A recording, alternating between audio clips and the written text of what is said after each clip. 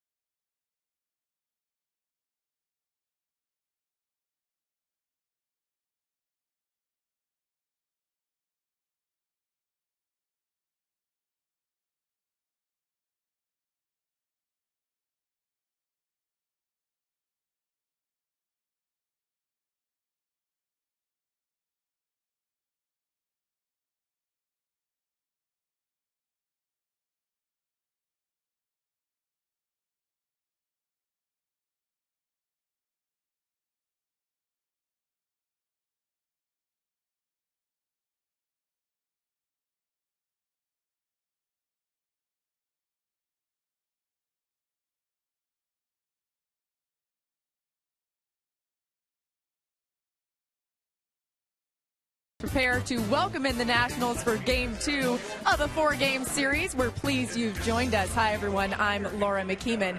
All right, don't check your TV set. Make sure it's still working. We haven't mastered time travel yet, but we are taking a trip down memory lane with Retro Night. The Padres will look like a blast from the past on the diamond tonight, and Chase Headley gives us his take on this trip down memory lane in our Geico quote of the game. Some of the best players in Padres history have worn this uniform, so it's neat to be able to kind of tribute to them.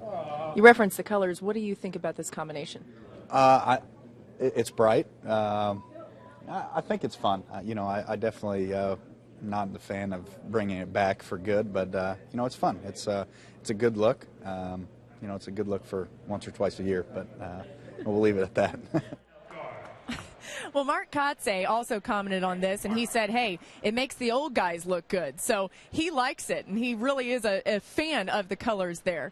All right, coming up on this game, we've got the Padres looking for a win against the Nationals as they take a trip back in time on 80s night. Dick Enberg and Mark Sweeney will be rocking and rolling in the booth with the call. Padres baseball is coming up right after this.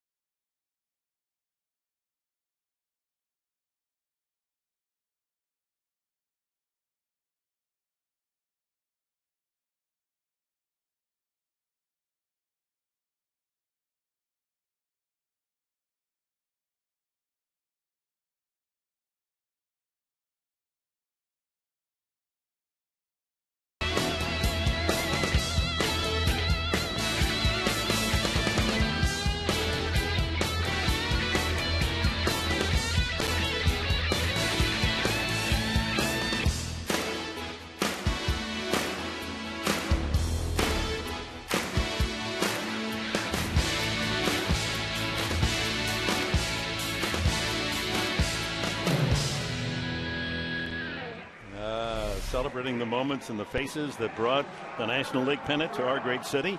The Padres of the 1980s and specifically 1984 as we're getting ready for action here. Second game of the 4-game series and the ceremonial first pitch from the one and only Kurt Bavacqua. Oh, he looks good out there.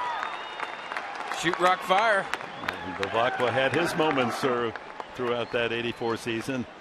Mark Kotze doing the catching responsibilities tonight. Bert Smith is warming up, and here's tonight's national lineup brought to you by Hyundai. Davey Johnson has them hitting this way. Denard Span with Lombardozzi.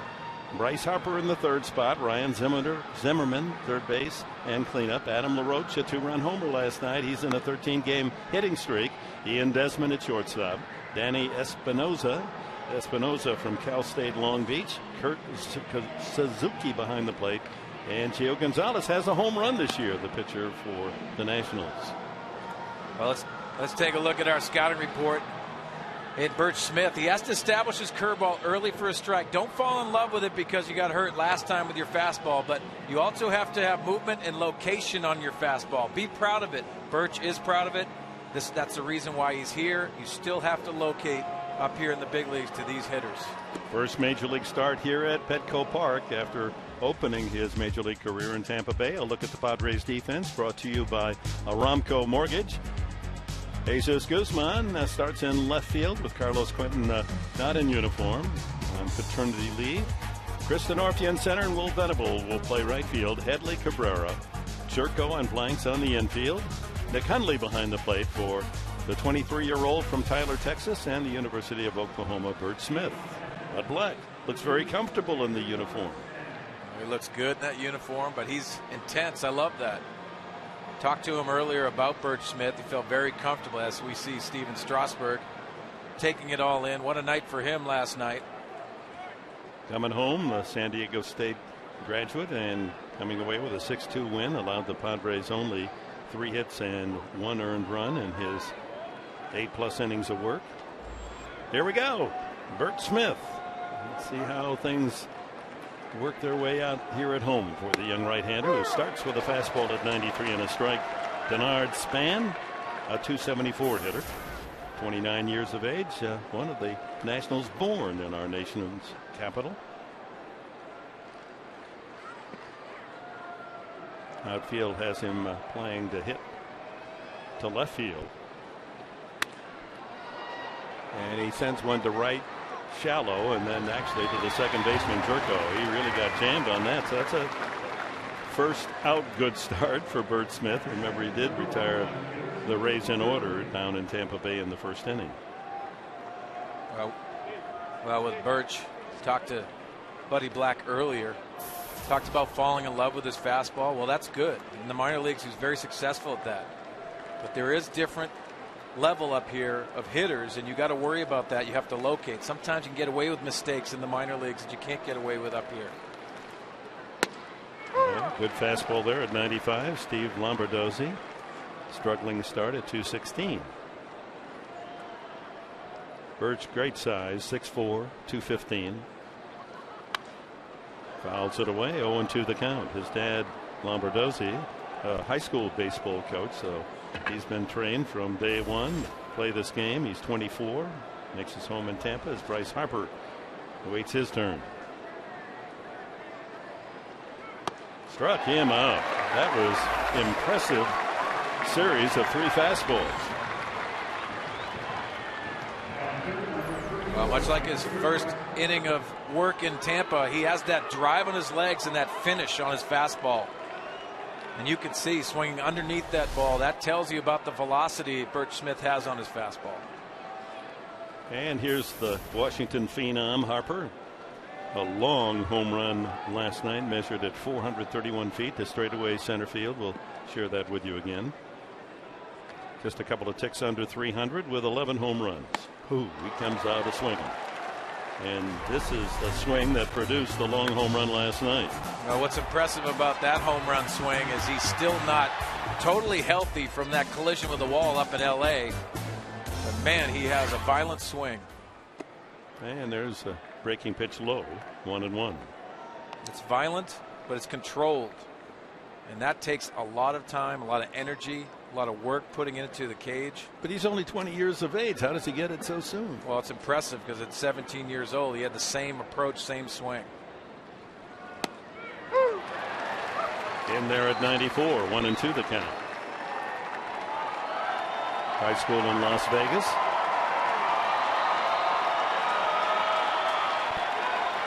Even the opposing managers and players admiring his immense talent. Fouls that one away. As you can see with our Fox Tracks of Southland technology, those fastballs are located over the middle of the plate, but they're down. And you have to work down. You have to work the edges. Stay out of the middle of the plate. That's going to be a key for Bert Smith. That last pitch, number 4, a little too good. Fouled it away. 1-2.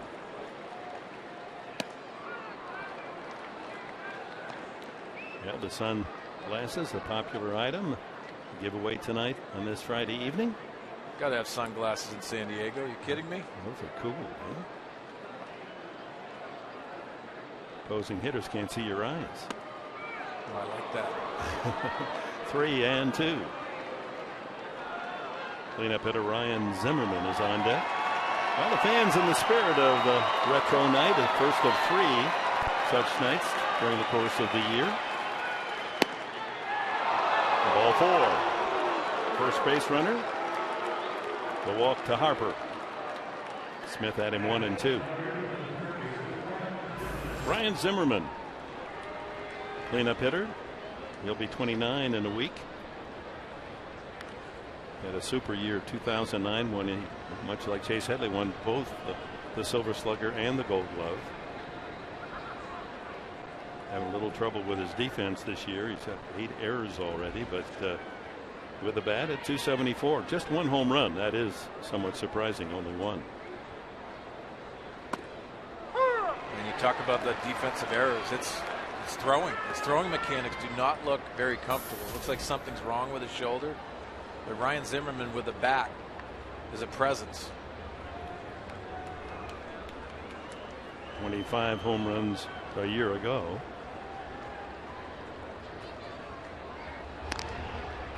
A good quick feet by Birch Smith over there on the move. A lot of this is the first time the Washington Nationals. You got to try to gain some information if you're Bryce Harper. Old school stirrup socks. Worn by Harper. Denorfia wearing the stirrups out there in center field. The Padres. 1 strike the count. High in the air, left side.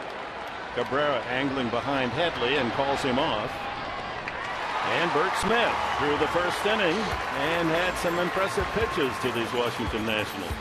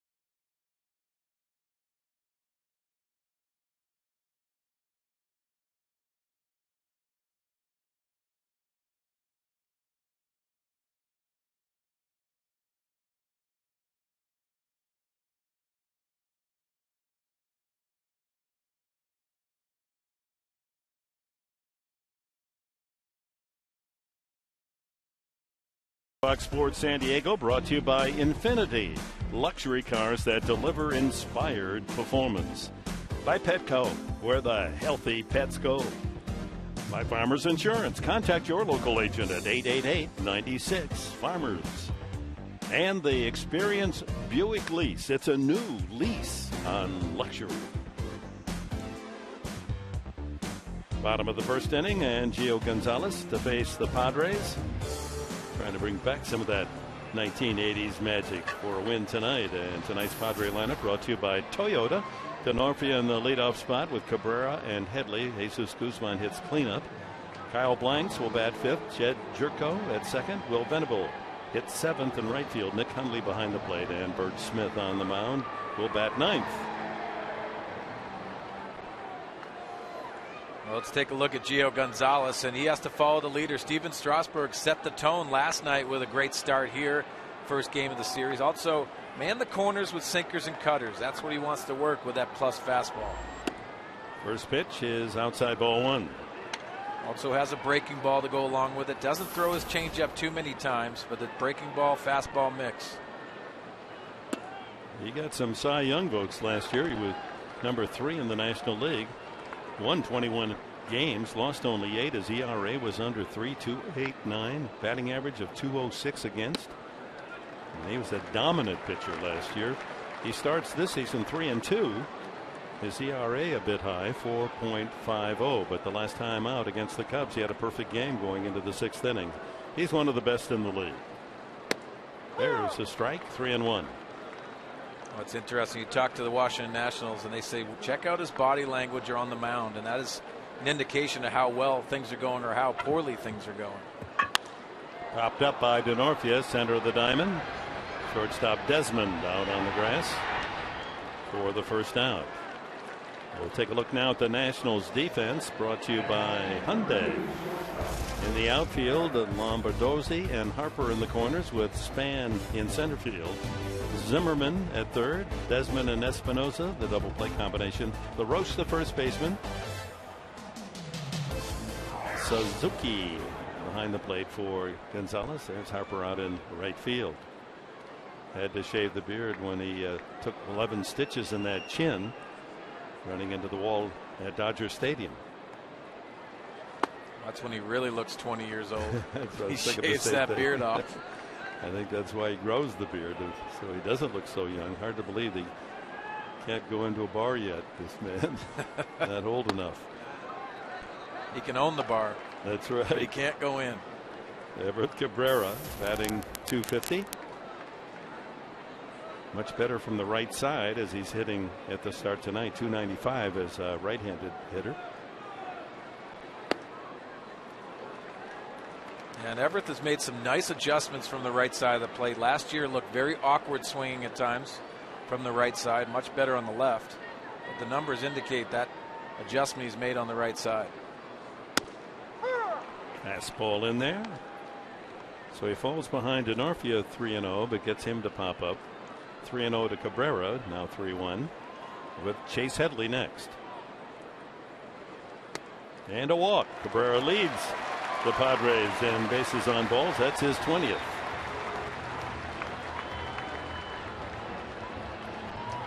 I could see Kurt Suzuki going out there trying to get him on track. I have seen some body language to Gio Gonzalez after he releases pitches. You could see that. They have to monitor that because something that could take you out of your game. You got to be very cognizant of how you have to concentrate in this game. Chase Headley creeping up on that 300 mark. He's at 298 at the start tonight.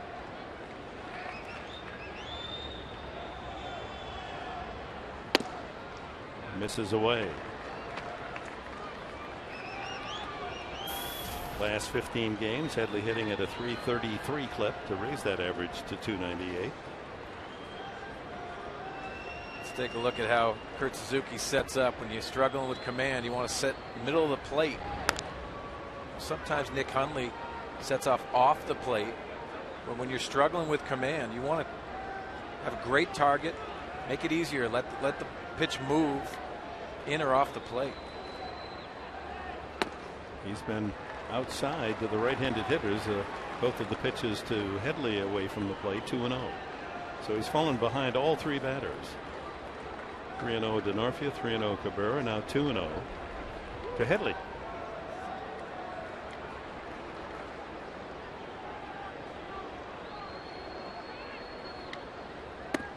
Outside again. Although that one appeared to paint, but when you're missing, umpires fall into the pattern with you and they call a borderline strike a ball. That's a great point. You got to earn it. 70-year-old skipper Davy Johnson, his last year.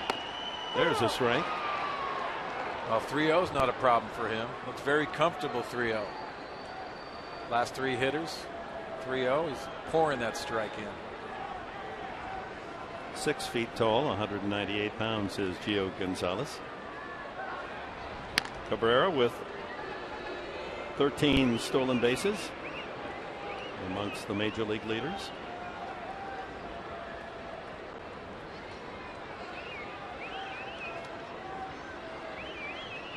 Three balls and a strike to Headley. Cabrera goes. Pitch is popped up. Shallow in center, a long run for Span. He's going to get there, and Cabrera sprints back to first base. He was almost to second base. Let's take a look at the sequence by Gio Gonzalez. The first pitch off the plate. Chase Headley's looking for that ball over the middle, battling his mechanics on the second one. That looked pretty good, but it's not located where the catcher is. 3-0. Pours that fastball in, and then he gets another fastball. Chase just misses it, getting underneath that pitch. But that's what you want to do if you're the Padre hitters. Get in those hitters' counts. Make sure you're squaring that ball up. The one Padre that had at least some test against Gio Gonzalez's offerings was, or is, Carlos Quinton, but he's not here because of the birth yesterday of his son Clark. He was 5 for 11 against Gio Gonzalez. So Jesus Guzman inherits that cleanup spot tonight. His one home run, of course, the big grand slam in Tampa Bay on the last road trip.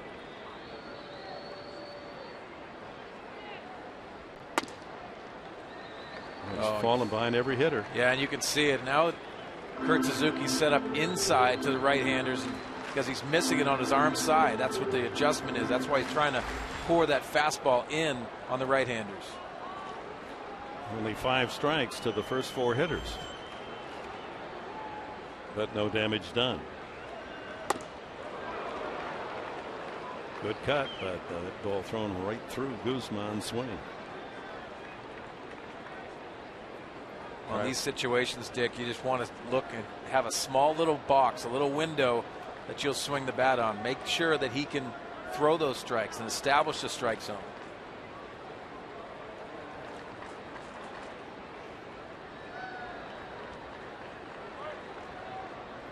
See if Cabrera's on the move on this pitch. 2-1.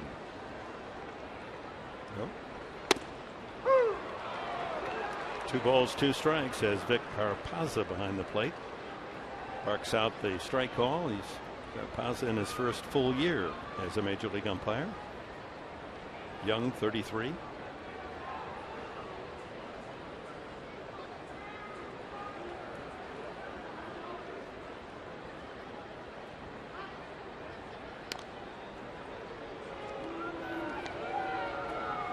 And the Padres start tonight winning 13 of the last 20, 13-7.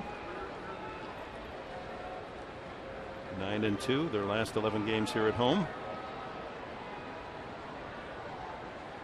Cabrera goes outside and not even a chance for Suzuki to throw. Boy, Cabrera ran on the first move by Gonzalez. He was a third of the way to second base when Gonzalez threw the ball. Well, let's take a look at Gio Gonzalez's release, and he closes up and then he flies open with his front side. That's the problem. And then the release. Everything has to be together if you're pitching, and you can see his arm side. He's losing it up and away to the right-hander. So a full count now to Guzman with the man in scoring position.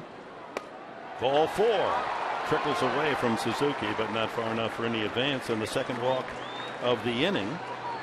So the Padres with 2 on 2 outs to Kyle Blanks. And here comes pitching coach Steve McCatty to talk to Gio Gonzalez. Padres last night in absorbing a 6-2 loss, unable to deliver with men in scoring position. They were 0 for 7. They have a chance here early tonight. I talked to Steve McCatty yesterday, asked him how this pitching staff's going, because everything's all about the pitching staff here in the Washington Nationals. He said, you know what, we get the ball, we throw it. We get the ball again, we throw it again. Pretty simple. I wonder what he's talking about with Gio Gonzalez out there. Well, with that man, you can do anything you want. Steven Strasburg, very impressive last night. The Aztec.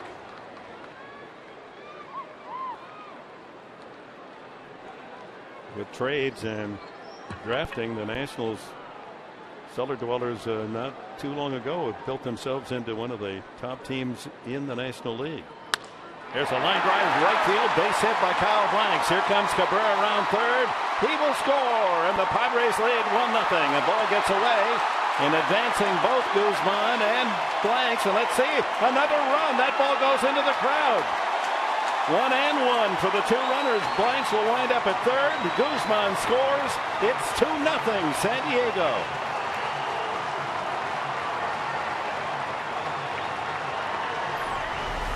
Let's take a look at this pitch. What a beautiful piece of hitting by Kyle Blanks on the outer edge, taking it the other way.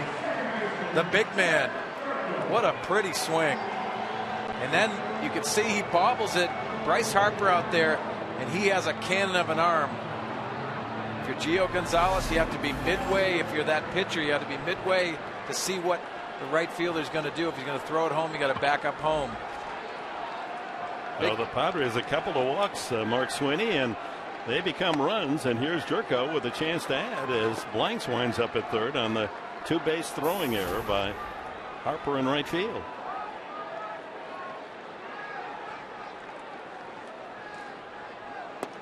Inside, and Suzuki had to move quickly to one-hand that one.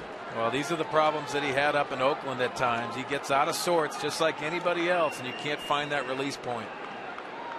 Jerko, a couple of hits last night, 2 for 3 to raise his average to 271. Oh, just missed that. High in the air to center field. Span easing in under it. And the inning's over. But the kind of inning that a manager likes to see. Bud Black, 2 walks and a single. They lead 2-0.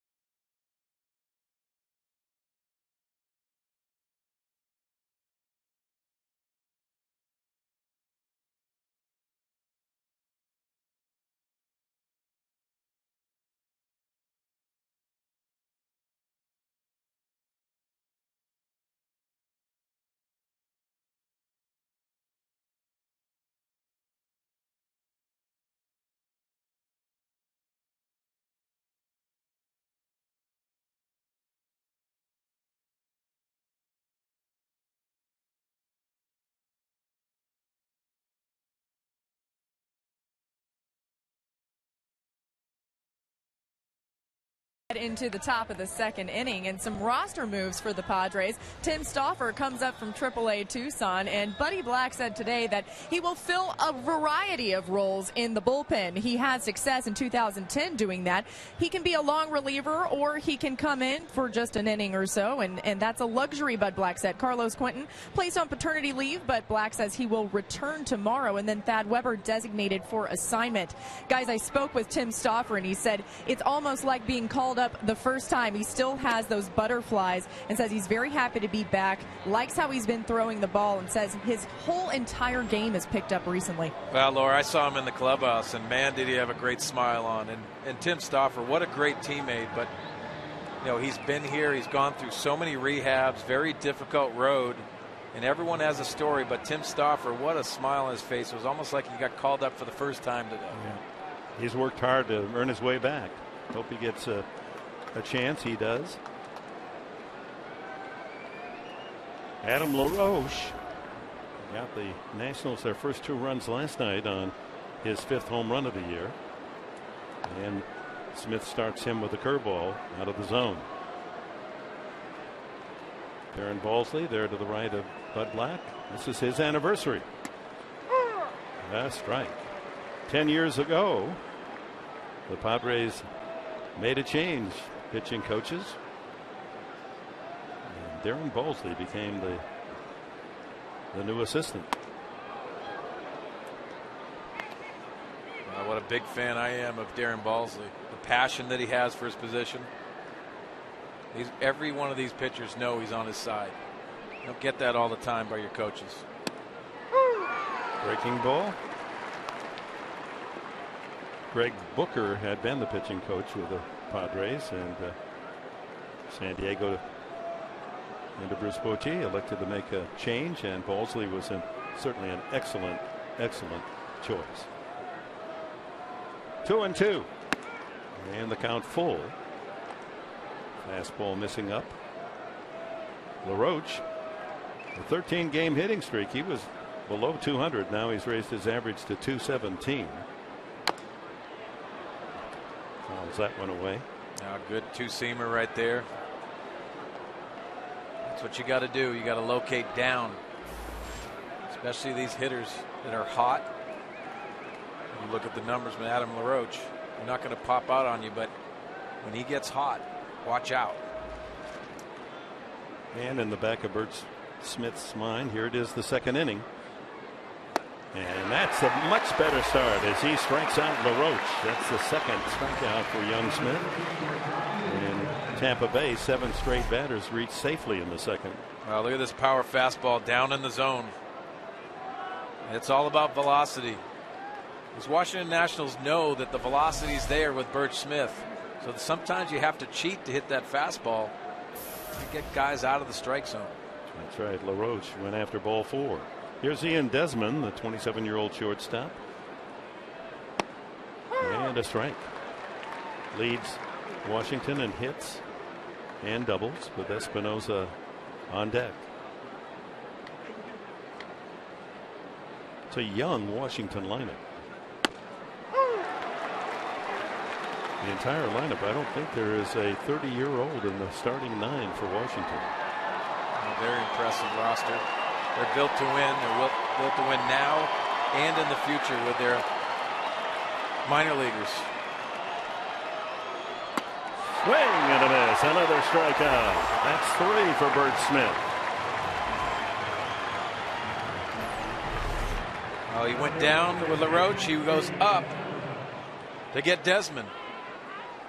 Impressive, especially getting over that second inning that he had in Tampa, making those adjustments. Nice adjustment by Bert Smith.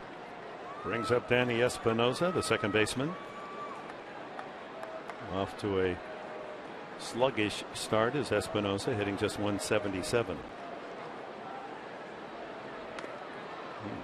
Running up as if he had a thought about dragging a bunt. That's exactly what you'll do when you're struggling offensively. Try to lay down a bunt, try to create something. Will give you some home run power at second base. Will Espinosa hit 21 2 years ago, 17 last season. And he hasn't short-changed on his swings. Shortstop with the 49ers of Long Beach State.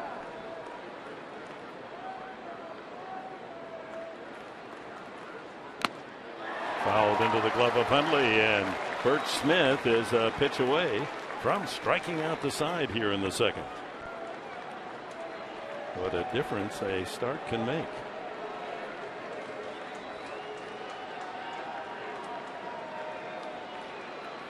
Struck him out. Bert Smith has struck out 4, and here in the second. So long, Adam LaRoche. Sit down, Ian Desmond. Take a walk, Danny Espinosa. 3 strikeouts.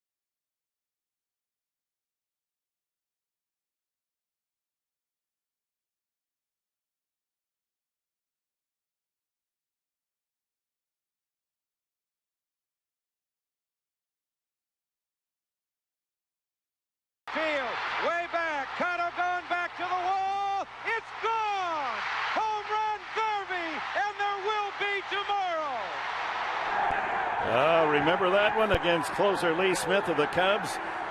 Garvey, 5 RBIs in that extraordinary game. The 2-run walk-off homer to center after Tony Gwynn had singled. And the series was then tied with the Cubs as San Diego then would go on to win that series and eventually on to the World Series in '84. 2-0 Padres here. Bottom 3. Will Venable, Nick Hundley, and Bert Smith against Gio Gonzalez. And the pattern continues. He falls behind 2-0. He was 2-0 with 5 of the 6 hitters in the first inning, 3-0 with 3 of them. Foul back. Good swing by Will Venable. I like that aggressive approach. We always talk about it from the Padres perspective. Look out this stroke right here. Down the middle. Just missed. Barrel got underneath the baseball. Phil Plantier's liking that. 3-1. So a shaky start with his control for Gio Gonzalez. Walked a couple and they both came around to score in the first. Pop that up, back to home plate, and out of play. Well, he threw that one right in the heart of the plate, didn't he? Oh, he's got it. See Kirk Suzuki setting up right down the middle of the plate. Battling mechanics. Can't feel too good. Gonzalez, an all-star, National League all-star each of the last 2 years. That ball right to the first baseman LaRoche. Well, going to the 80s, the Padres' top home run hitter in the decade of the 80s, Carmelo Martinez. Oh, I loved Kevin McReynolds too. He could swing a bat. Garvey, Craig Nettles. Some great names on that list. Nettles, Aztec, San Diego State. Here's Hundley at 250.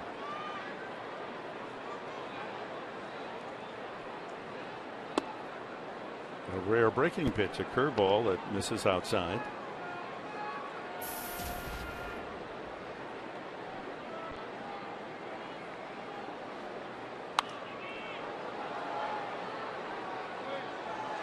Good catch made by a fan back to home plate in the second deck. Barehanded. Conversation with Bud Black. Bert Smith hasn't taken it at bat in the big leagues yet. That's right. It's been since the University of Oklahoma.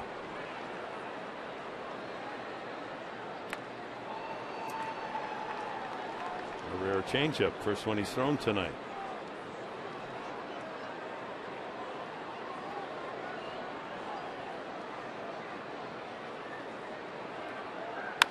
Line foul.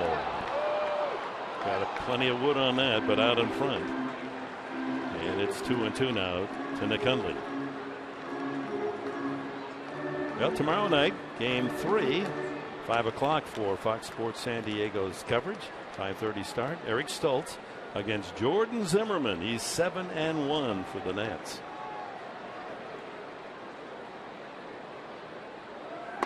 Swung on and missed. That's the first strikeout for Gio Gonzalez.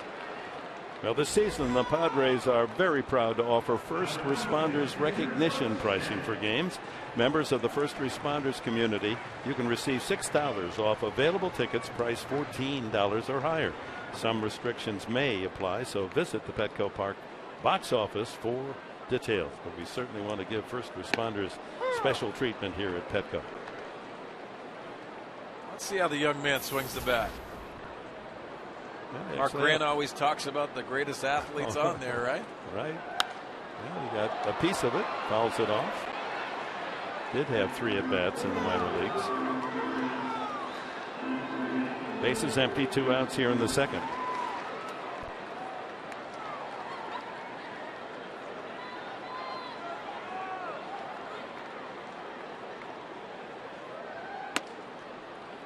Big sweeping curveball missing. And this will be the 40th pitch then coming up from Gio Gonzalez in the first 2 innings.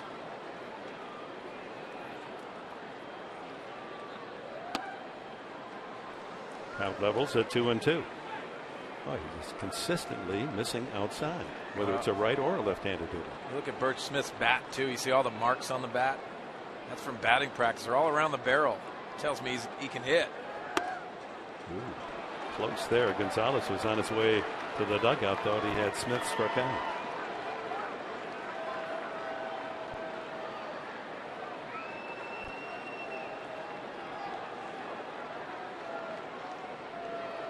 Walked him. Third base on balls. And he had Bert Smith 0-2. No, he's mad at himself. 42 pitches to this point. Cardinal sin, walk the pitcher, especially when you have him 2 strikes down. Leadoff man Chris Denorfia.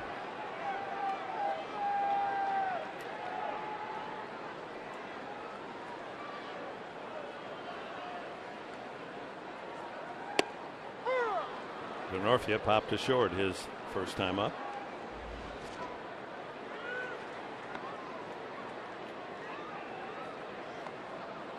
One of the better hitters against left-handed pitching.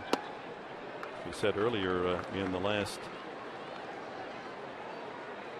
3 years, a .330 average against southpaws. Well, he continues to impress me. Just his approach, the way he plays the game. Line to center field, a dying liner that's going to fall in for a base hit.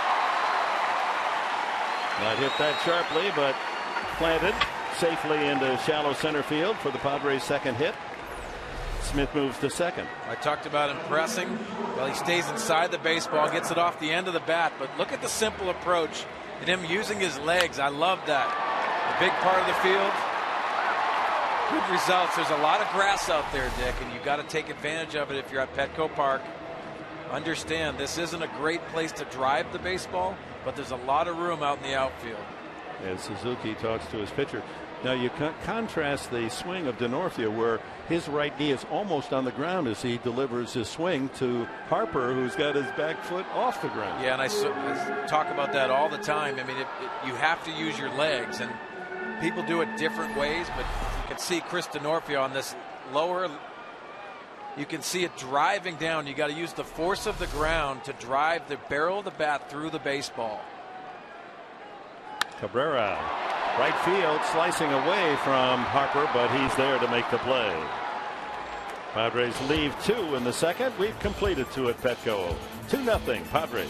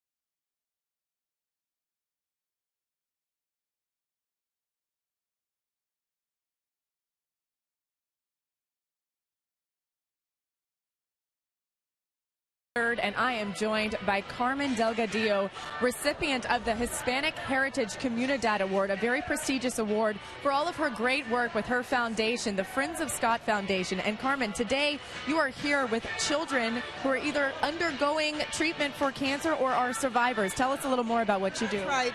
The foundation was started in memory of my youngest child, Scott, in 2003, since our 10th year anniversary.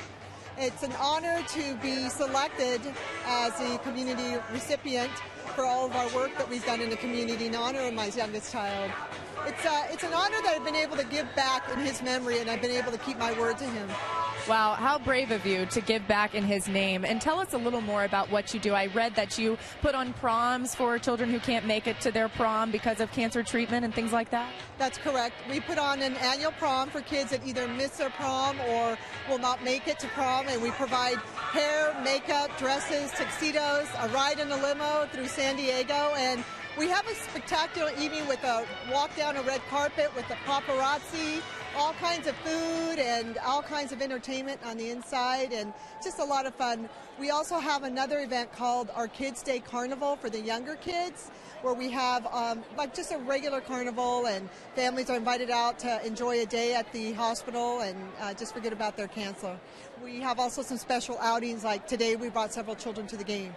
Well, Carmen, thank you so much, and I'm sure your son is watching from above and so appreciative of everything that you're doing from him. Dick, what a brave woman. All right, that's a great report. And Richard Nares was a co-recipient of the Hispanic Heritage Comunidad Award tonight, and we congratulate both Carmen Delgadillo and Richard Nares. Changeup to Kurt Suzuki, as Bert Smith has struck out 4 of the 6 men he's faced. 4 of the 6 outs. He has allowed 1 base runner. He walked Harper in the first inning. 2 strikes the count on Suzuki at .250 average. 94 off the plate. Mark Loretta's down in your spot, Mark Sweeney, so we'll get bird's eye view from the former second base star of the Padres. Mark. Hi, Dick. How are you? Good. Welcome back. Thank you. How's this young right-hander look to you from down there? He's looking great. That changeup's really diving tonight. There's the first base hit given up by Smith as a changeup, and Suzuki went down and got it. Right on cue. Changeup's rifled in left field. Thanks for jinxing us there, Mark. Unbelievable. I guess there are baseball gods. You know, Mark, you've seen him pitch before, Bert Smith, and a impressive fastball. And what do you see from him? Well, you're right, Swain. He's got a great fastball. He's got late life on the fastball. That ball really drives through the zone. But I like him using the changeup tonight, especially to right-handed hitters. A lot of times people don't like to go righty-on-righty change, but I think it's an effective pitch. Bunt by Gonzalez. Tag play there. Kyle Blank's able to make the tag. Might have had a shot at Suzuki at second base, but took the sure out. And the sacrifice 3-4 for Gonzalez. Suzuki at second, top of the order, Denard Span. Dick, you were down in Tampa Bay for Birch's first start, and I can see it. I watched the game on TV. I can see a noticeable difference in his demeanor. Doesn't seem to be breathing as hard. You know, that second time out's a lot different than your major league debut. And when he went out there for the second inning, knowing what happened in Tampa Bay, he couldn't get an out. 7 straight men reached safely. And once he got that strikeout of LaRoche, you could see him take even a deeper breath. You know, he looks very composed tonight. One of the many good-looking young arms down in the Padres minor league system. Strike to Span. He popped to second his first time up.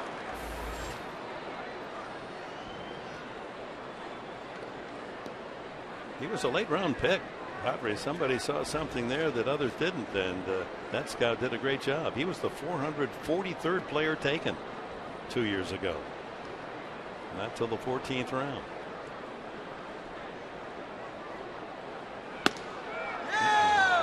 Pretty good looking pitch. Well, I like the locations, and you can do that when you get ahead. Strike one, so important to pitchers. Check out the location on this pitch. And you're also seeing movement with that fastball.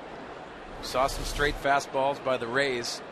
Turned around. You have to move the baseball, and you have to work in and out. That's what Bert Smith is doing a much better job of tonight. Center field, giving ground to Norfia. And tagging Suzuki, he'll advance to third.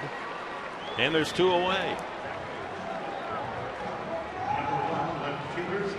Steve Lombardozzi struck out swinging the first time. 2-0 Padres. Washington with their first base runner 90 feet away from home and a score.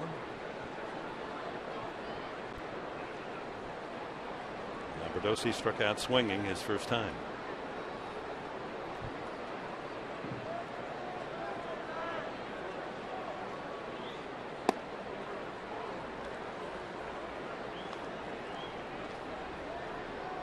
It's interesting, this game, you grew up from little league to high school and then college, and the guys who can throw it through a brick wall. There's the changeup, well thrown, and you think, will I ever be able to hit a ball that's thrown that fast? And then you realize in the minor leagues, yes, they can all hit the fastball. Yeah, they all hit the fastball, because you're not going to get too many opportunities in the big leagues if you do not hit the fastball at all.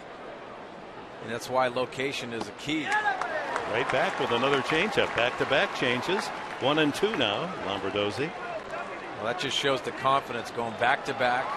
Credit Nick Hundley doing that too. You got to call a good game. You got to give him confidence. Fans rooting for a 5th strikeout, and they get it. Tied him up inside with a 94-mile-an-hour fastball. 5 strikeouts through 3 for Bert Smith. And the Padres at the middle of the 3rd inning here at Petco enjoy a 2-0 lead.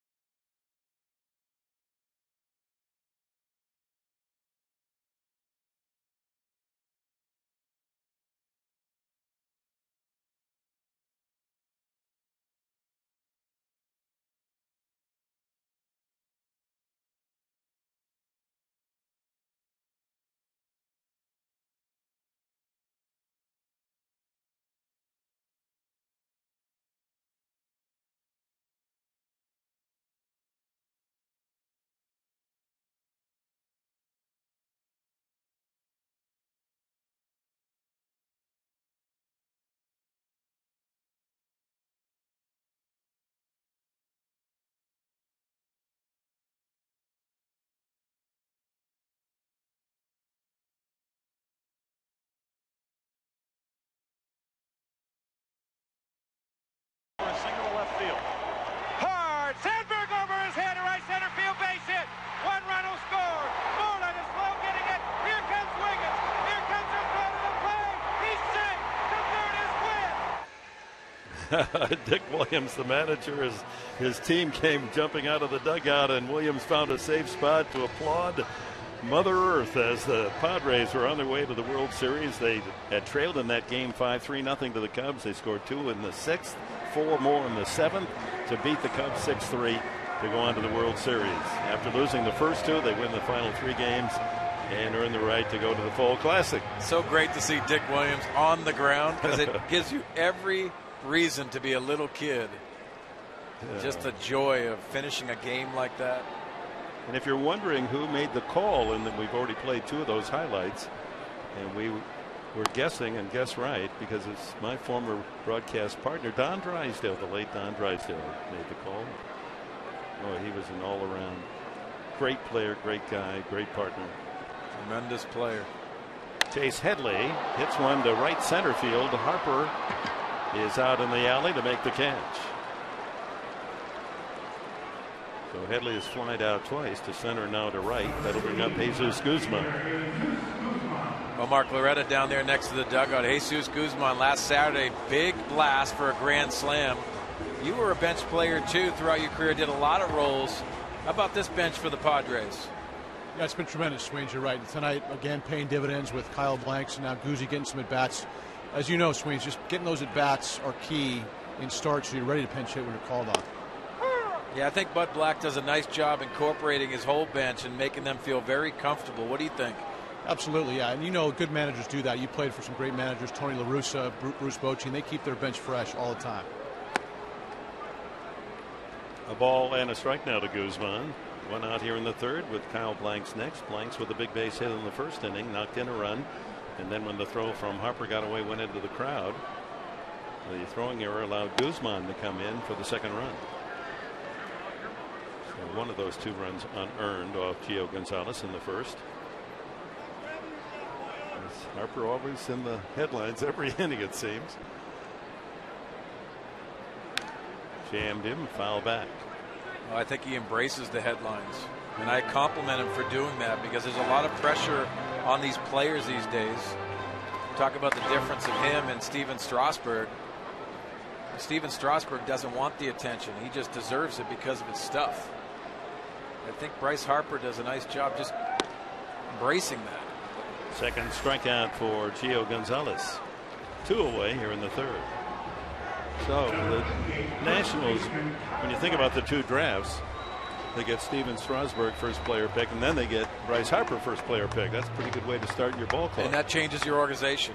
And credit Mike Rizzo, the GM for the Washington Nationals, in his scouting reports and doing the right thing. You have to make good decisions to change your organization. They've done a nice job of that. You know, 1 or 2 drafts do make such a difference, and I hate to bring it up, but picking Matt Bush #1 was such a disaster for the Padres when, you know, Justin Verlander was there and many other great players, and it really set the club back. And you hear all the time, Dick, that it's not exact science. You have to make educated choices. You got to trust your people. Sometimes you're going to make choices that can set you back just as much as the Washington Nationals can push them into first place. Due diligence. You want to be sure if you got that first pick, you have uncovered every aspect of that athlete. Well, you just got to remember too, this ball club, the Washington Nationals, were one of the worst clubs in baseball just a couple years ago, and they've made some great adjustments, and it's about the draft picks. Blanks lays off the ball in the dirt. It's 2-2. His single was to right field, knocking in his 7th run of the season. Cabrera and Guzman had walked. They both came around to score, one on the single, the other on the air. That's where we stand, 2-0 here in the third. That ball hit well to deep left center field, way back to the wall, and caught. Oh my, Span makes the catch, and the Marine layer got Kyle Blanks on that one. That off the bat looked like it was gone.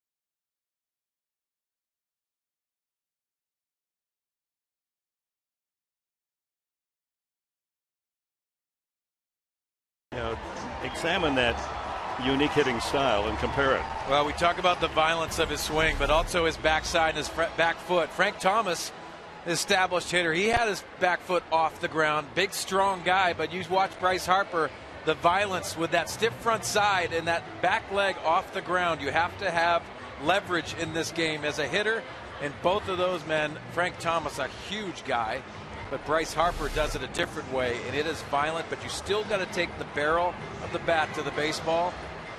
It seems contradictory, though, to let your foot come up, your back foot. Well, if you have to do it, you have to go through the ground. You can't elevate yourself, and it takes a lot of time and a lot of effort. The most important thing for Bryce Harper is he has to continue to work on that, and it doesn't always come off the ground, but that violent swing takes it off the ground. And, of course, the tendency, as you say, is if you're not grooved into that swing, you take the foot off, your tendency is to raise your upper body and not drive it down. Yeah, and it's so hard to emulate this because it's very difficult. So many body parts have to be in the right sync to do what Bryce Harper does. But he's been doing this style for a long time. Since he was 16, 17. First pitch misses, and there's an off speed. Good changeup. And 1-1 as Bert Smith walked Harper the first time. One of two base runners so far for Washington. 2-out walk to Harper in the first, a single leading off the third by catcher Kurt Suzuki.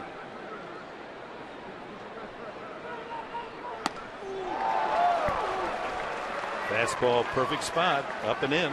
Well, when you could change speeds with that changeup and then elevate your eyes with a fastball, you're going to get guys swings and misses and that barrel underneath the baseball. All right, let's see what Nick Hundley wants from Smith here. 1-2. That's a little gamemanship. And that's smart from the hitter. You see Bert Smith, one of his things that he does is he likes to get on the rubber and go. He likes to get in that rhythm. The hitter's trying to break that rhythm. Fastball. Reached out and fouled. Good pitch. Off the plate. Highest slugging percentage this season, and Chris Davis, Baltimore, we saw him. 659, and then Harper second, ahead of Upton and Gomez and Goldschmidt. Oh, good looking hitters there. Fouled away. Oh.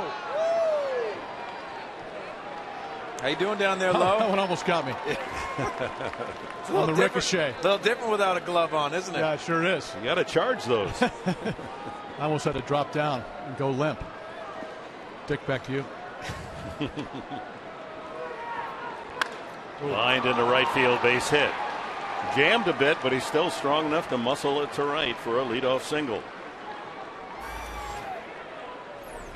Now we talk about the violence, but check out his hands, pulling him in, getting the barrel to the baseball. Foot off the ground, back foot. With 2 strikes, you might modify your leg kick. He understands his swing. He's been doing it for a long time. That hard work that he has with his dad. Now hitting coaches in the big leagues. Third baseman Ryan Zimmerman, cleanup hitter, popped to short his first time. You know, Mark Lorette, I want to talk to you about Bryce Harper and the way he plays the game. Anyone remind you of him, the way he played the game so hard? You know, Bo Jackson comes to mind a little bit, Sweens, how he played with that football mentality. And obviously, he was a football player. But, Bryce Harper looks like he's thinking about football on the baseball field. That's a good point. Brian Jordan for me. Another good one. In St. Louis. Another football player. Played in Atlanta. It's that mentality you got to have, and there's nothing wrong with it. It's just unique. Don Baylor is a great Texas high school. It's a great example. All-American football. 0-1.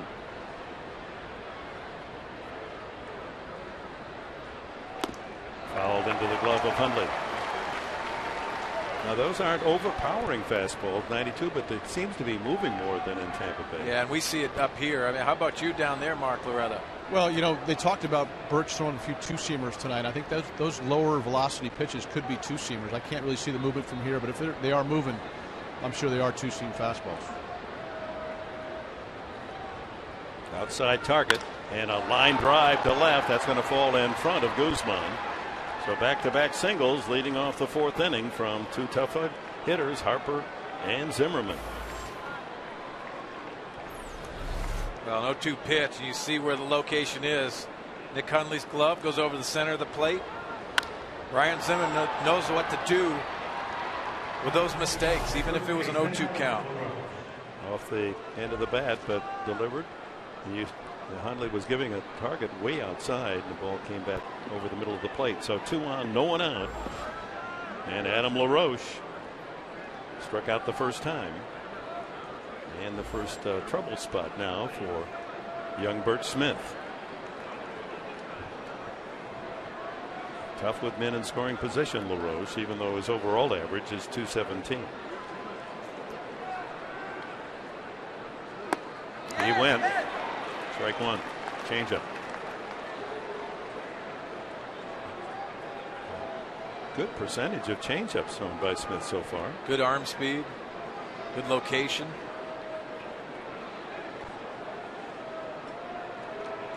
Tying run aboard here with Harper at second and Zimmerman at first. 2-0 Padres. That ball's hit a ton to right center. Will it stay in the yard?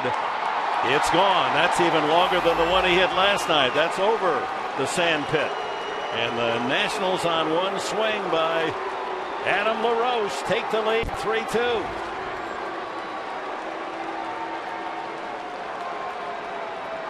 That's the way you extend your hitting streak. A 3-run homer. Well, we talk about the fastball and the location.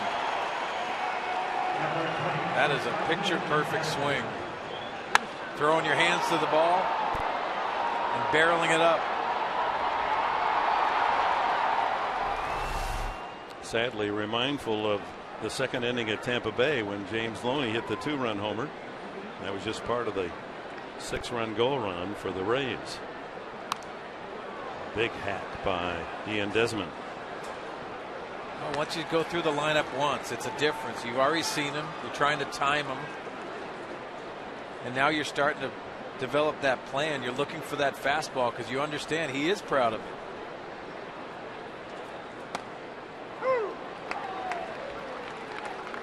LaRoche couldn't buy a hit the month of April, and now he's in a 14-game hitting streak here in May. Home runs, a 2-run shot, 3-run blast in the first 2 games of this series. That gives him 18 RBIs on the year. Curveball makes it 1-2.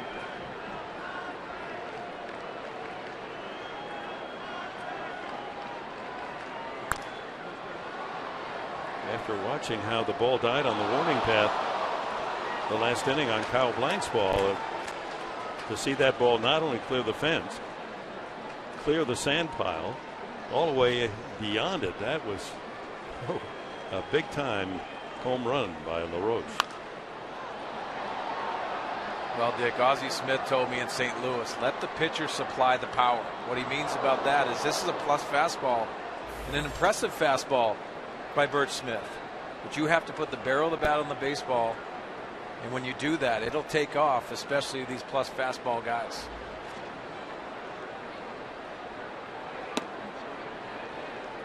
Another changeup, and it's 2-2.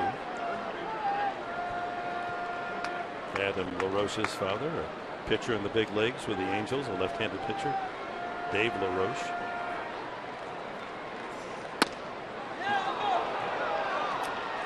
And Mark Loretta down there near the dugout. What'd that swing look like by Adam LaRoche? We saw LaRoche take a low inside changeup out of the park last night, and tonight that ball was up and in. I think Nick wanted it in. Just a good piece of hitting. Sometimes you got to tip your cap to a hot hitter. And that's on the outside corner, and Desmond doesn't like it. Strikeout number 6 for Bert Smith. Let's take a look at this pitch. Good location on the outer edge. Don't want to be doing that. Put your head down, say whatever you want to say, but don't look up back at the umpire. They'll allow you to bark as you walk away, but don't show them up. Danny Espinosa, he was one of the 3 men that struck out as Smith struck out the side in the second. Guzman for a moment looked like he was having trouble picking up that ball in the lights. Line to left. Those low liners, very difficult to see, especially with the lights. Sometimes they don't come out of those lights for a little bit. You can shade it just like check out that off glove hand up to protect him from the lights. It's a relief when you finally have spotted it. It's an uncomfortable feeling, Dick, and I've been there. Not only to make the catch, but the self-preservation. You don't want that one to hit you in the head. 2 outs to Suzuki. He singled to left his first time. Ball 1. So Harper and Zimmerman set the table with singles here to open the 4th, and LaRoche with a blast to deep right center for the 3-2 lead. Curveball. Well, the 2-strike hitting by Harper and Zimmerman set the table for Adam LaRoche.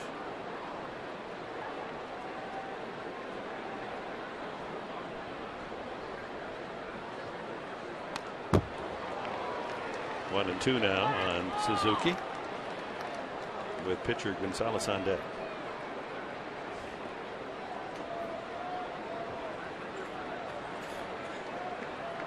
Finally won his 2nd game of the season. Won his opening start to this year and had to wait till mid-May to get his 2nd win. Steven Strasburg.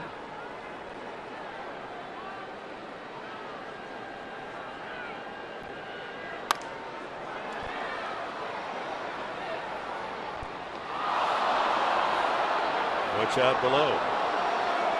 The ball cascading down from the upper deck.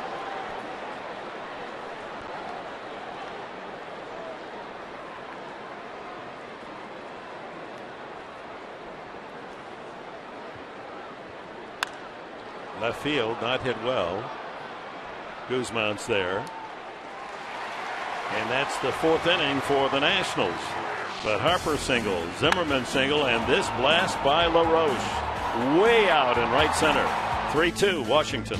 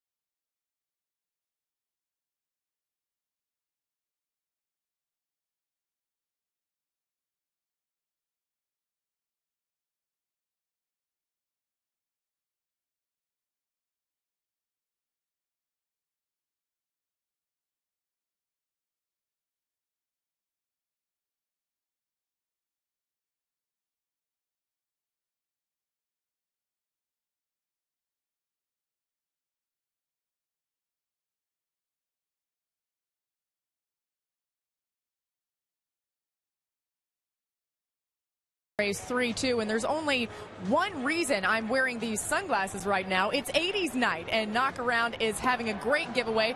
The first 22,000 fans in the stands got these shades so we can all be twins. Now let's check out our AT&T Twitter poll tonight. Which song would you have picked as a walk-up song in 1984? Let's Go Crazy was Bud Black's choice. He didn't tweet in, guys, but he let me know that's where he would have gone.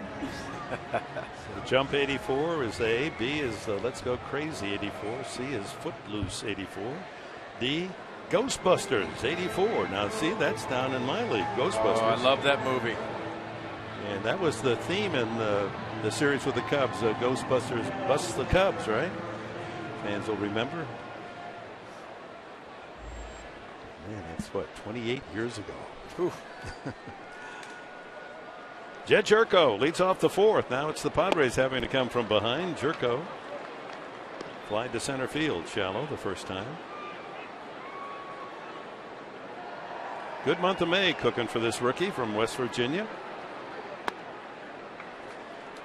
Curveball, 1-1.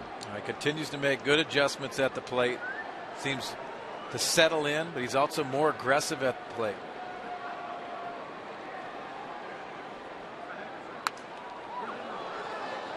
Boy, that one slams into the second deck in a hurry. 1-2.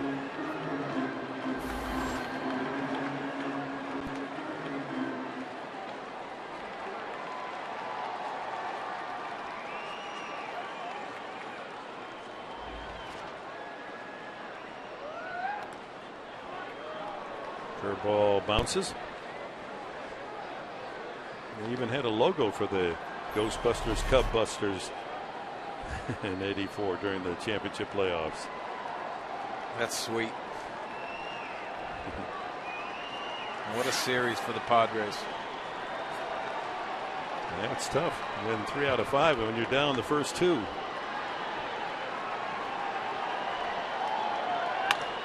Pulled to third. Zimmerman. There's the throw, and he does seem to throw awkwardly as if that shoulder is bothering him. One away. Well, let's take a look at Ryan Zimmerman's throw. Mechanically settled, and then it just looks very awkward. It's like almost something's wrong with his shoulder. Take a look at his mechanics. That's not loose at all. He almost pushing the ball across. Mark Loretta, what's it look like down there? Yeah, you're right. Line drive to left, but in to make the catch is Lombardozzi as Venable out on the first pitch. You're right, Zimmerman. You know, I've noticed in years past swing too that he kind of throws from that 3/4 slot, and there had been some talk that it might be in his head a little bit, but I don't know. That looks like a physical problem to me, but he's just shot putting it over there right now. And shot put is not good. No. Not from third base. Nick Hundley struck out swinging the first time. Base is empty. 2 outs here in the bottom of the fourth. Padres trail 3-2. Round he goes. Off speed.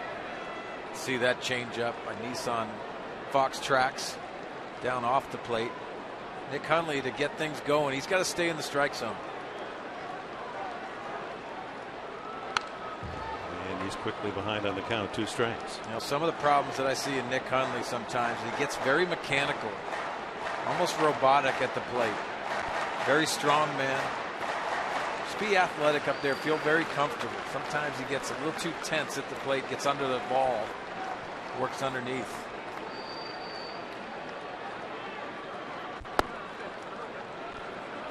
Just a little low. 1-2. Well, party night Friday night at Petco, parked in the park. Lots of folks out there. Good turnout on this Friday night. That'll boost the season attendance over 500,000. Strike 3 called, and Hundley has struck out for the second time. 3 total for Gonzalez. We've completed 4.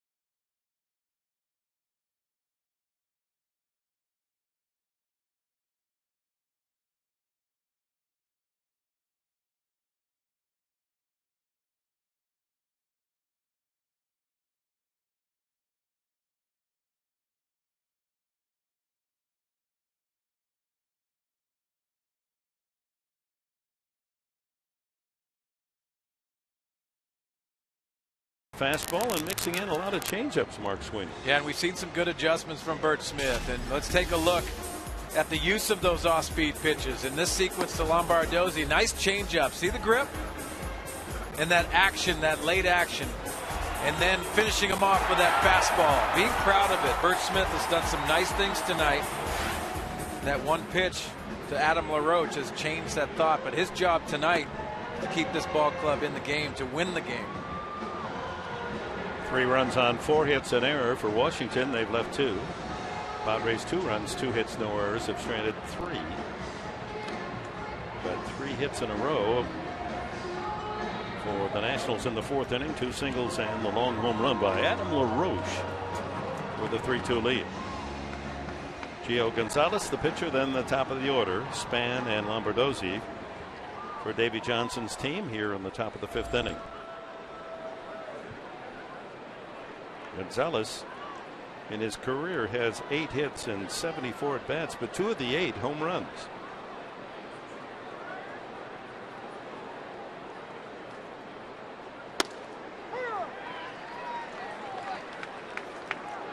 Took a little off the fastball.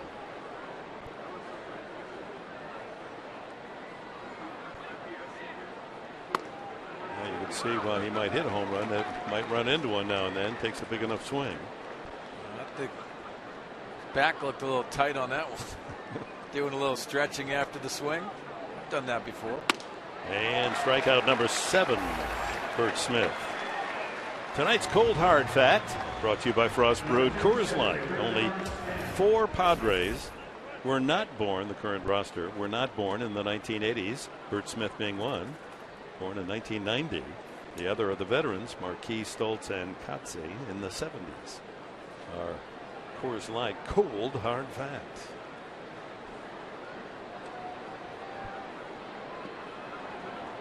Bernard Span has popped to second and flied to center. Bunts that one back to home plate, and Hundley can't quite get to it. How good hustle by Nick. Seeing it off the bat.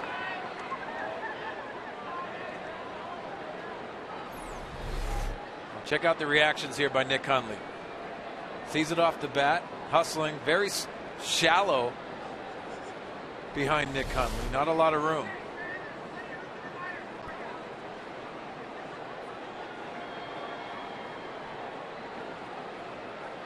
Mention about how young this lineup is.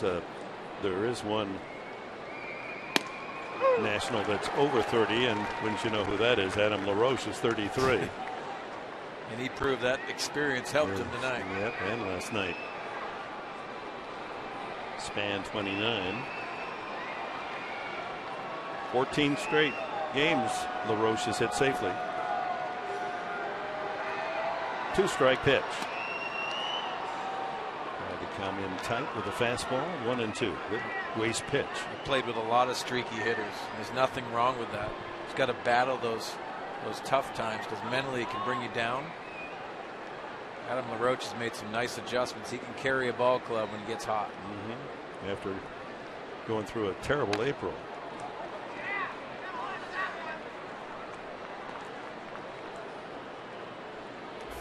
Well, Bert Smith has shown, although he's thrown the one pitch that has punished him, the 3-run homer, that he's not just a fastball pitcher.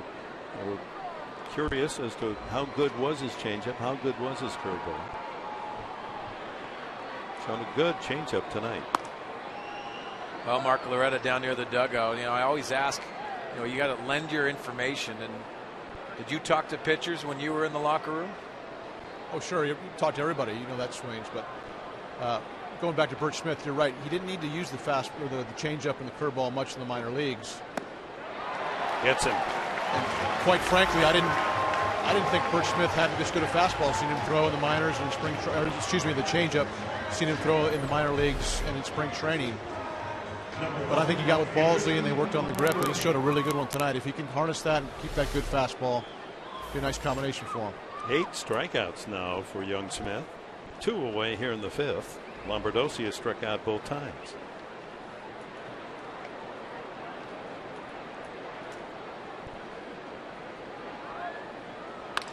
To right field, right at Venable, comes up a couple of steps. And Smith retires the side in order. We're at the halfway mark in this one.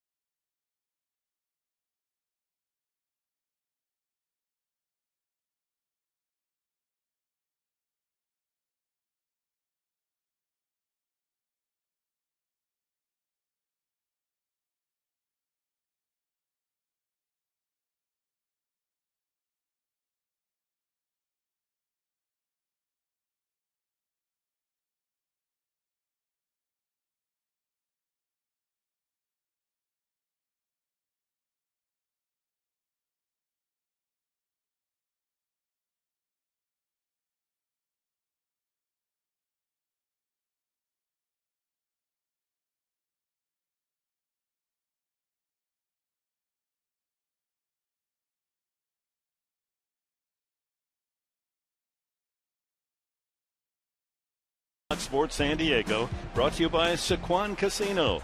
Real friendly, real close. By the California Department of Health for free help to quit smoking. Call 1-800-NO-BUTS. And by the Aramco Group. Purchase, refinance, reverse. Well, we're at the halfway mark in this game, so that means 40.5 games. The exact quarter pole of this 2013 season, 25% of the games have been played. And what do you have tomorrow? We're talking quarter pole.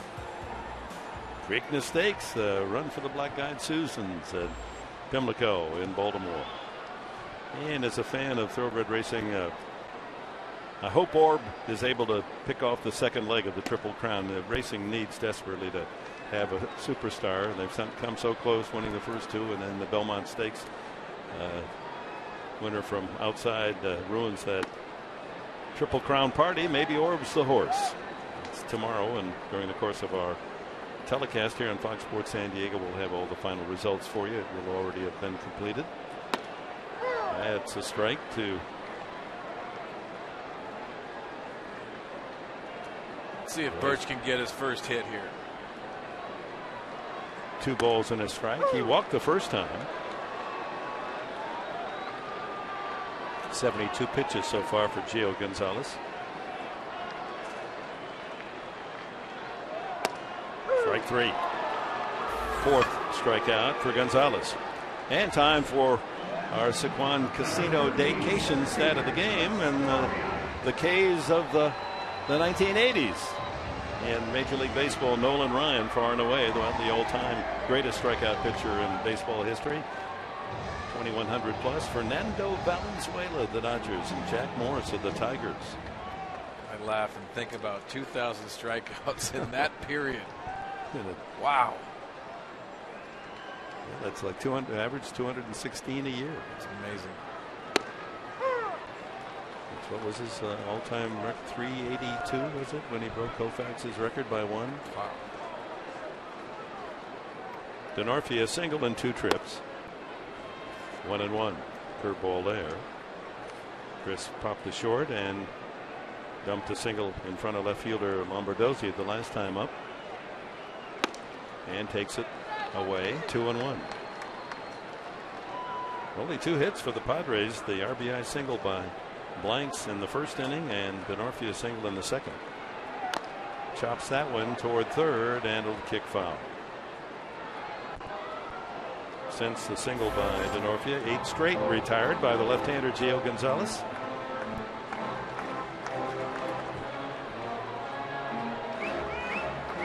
Many awards postseason in baseball, and One of those that is a keen possession is the Warren Spahn Award that goes to the best left-handed pitcher in baseball.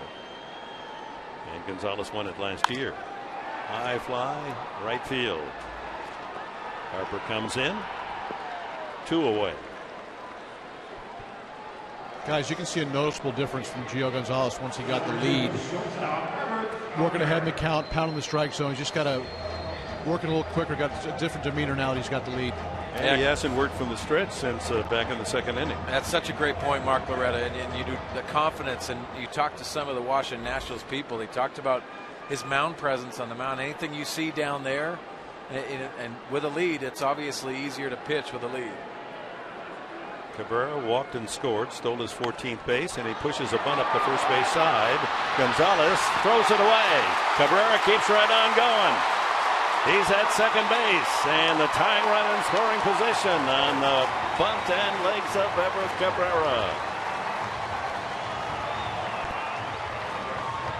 Put the pressure on Gonzalez to have to flip it by the runner, and couldn't do it.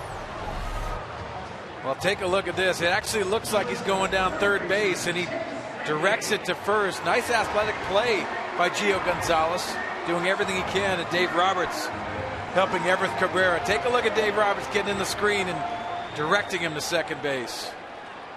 Single on the bunt for Cabrera. Error on Gonzalez, the second Washington error. Committed one in the first inning and cost him a run. Let's see if Headley can check in that tying run. We're just checking to see if Cabrera made contact with first base. Take a look at the coaching by Dave Roberts. Communicating. Yes, it's in front of him. But always doing their job. You got to be active over there at first. Dave Roberts does an outstanding job coaching first base. Guys, it looked like from down here that the ball hit Cabrera. Was that the case? Yeah, it's hard to tell from here, Mark. It was just one of those athletic plays Gio tried. If that was the case, I was thinking they'd call him out, because as you know, Swede, it's very, very difficult to run in that little box that they have down the first base line, because it actually doesn't line up with the box. The inside of the line hits the outside of the bag. Yeah, very difficult. Such a great point, Mark, because it's so hard to get off of that grass when you're running down first base, and it's an easy call for the umpires. It's a discretion call. I'll try to have a replay for you to check that out. A swing and a miss by Headley. Let's go back. You can take a look. He's out of that lane, and the ball does hit him. So he could have been called out. Well, that's frustrating, but that's what you have to do as a base runner. Make it difficult for that throwing lane. 1 ball, 1 strike to Headley.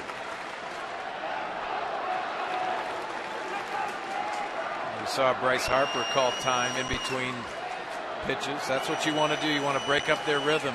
Mark Loretta talked about the rhythm Gio's been in. 1-2. Spots the fastball just on the paint inside corner. You saw the numbers on Headley. Excellent with runners in scoring position. 348. 3-2 Washington. Tying run at second. Cabrera struck him out, went upstairs, got him to chase the fastball. 5 strikeouts now for Gonzalez, getting better as the game develops.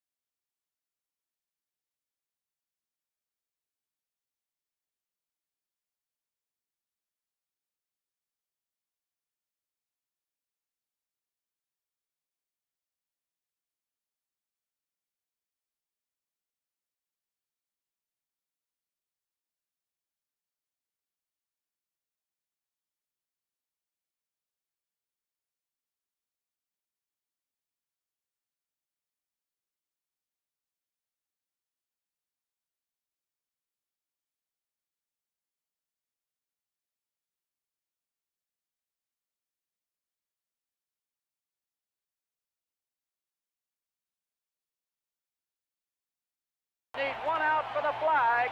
The 1-1 pitch. A one hopper to Nettles, to Wiggins, and the Padres have the National League Senate. Oh, doctor, you can hang a star on that, baby. The Hall of Fame voice of Jerry Coleman hanging a star on the final out to send the Padres to the '84 World Series. A great call. 5 innings complete here in a 3-2. A tight one, Washington leading the Padres. Well, always great to see Jerry Coleman at the ballpark. He always asks me, what are you doing here? Yeah, he's the first one here. He can't wait to get to the yard every day. I think he beats some of the players and coaches.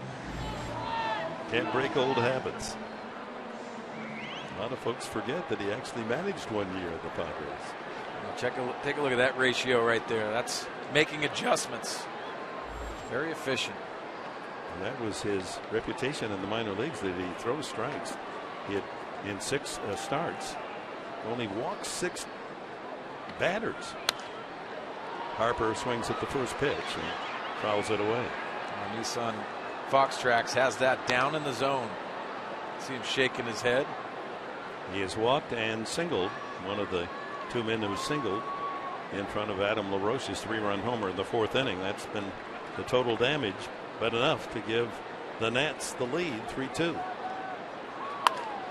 Ripped on one hop, little short hop to Jerko, and boy, every swing he seems to make solid contact. One away. Laura McKeeman, what do you have for us, Laura? Well, I spoke with Mark Kotze before the game about Bryce Harper. Of course, they have something in common in the fact that both of them were high draft picks, Harper being a #1 pick, and had to live up to some very high expectations. Mark Kotze is saying that he feels Bryce Harper's done a good job handling the pressure and says the best way to calm the doubters down is by having success on the field. He also talked about Harper's swing and said it's not a smooth one, but it's powerful. Lots of success from that swing so far in the big leagues for Harper. Well, it'll be interesting, Laura, to follow Harper's career and see if he can build upon what already is all-star talent. That ball hit well to right field. That'll send Venable back to the wall and leaps, and it's gone. It's in the jack deck. Ryan Zimmerman goes the opposite way, and it's 4-2. His second home run of the year, and that one just did catch the top of the wall. And of course, everyone here noting that with the new outfield dimensions, that would have been caught last year, but this one just far enough. Well, you can see him getting on top of that fastball with his hands. That's a different sound. Great try by Will Venable. Last home run for Ryan Zimmerman, hard to believe, more than a month ago, April 15th. Well, that's a great shot. Great effort by Will. Sacrificing your body. I know he's upset. He knew how close he was. Brought him back to his basketball days. That's right. Get that rebound. Unfortunately, Zimmerman with a single, now a home run, and the Nationals now lead by 2 runs, 4-2. LaRoche, the 3-run homer, the last time up.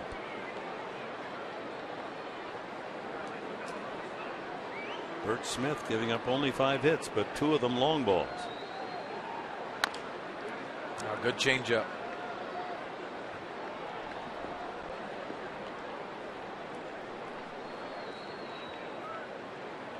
See if he goes back to that last time. The home run by Adam LaRoche. Hit on a fastball. See if he goes back to that changeup here.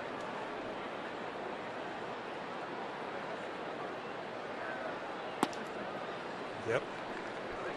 2-2.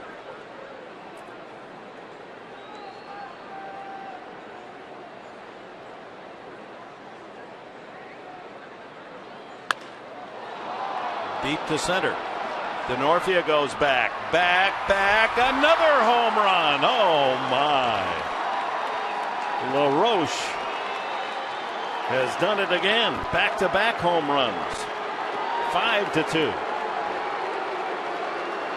Numbers 6 and 7 for Adam LaRoche tonight. Well, Adam LaRoche is heating up. Talked about his hit streak. You can see the timing. Everything is right. and he's getting hot. 4 runs batted in for LaRoche on a pair of home runs, and Bert Smith, a lot of good things about what Smith offered tonight, but 3 home runs, and he exits down on the count 5-2. But the fans behind the dugout of the Padres recognizing a young Bert Smith and his effort as Tim Stauffer jogs in from the bullpen.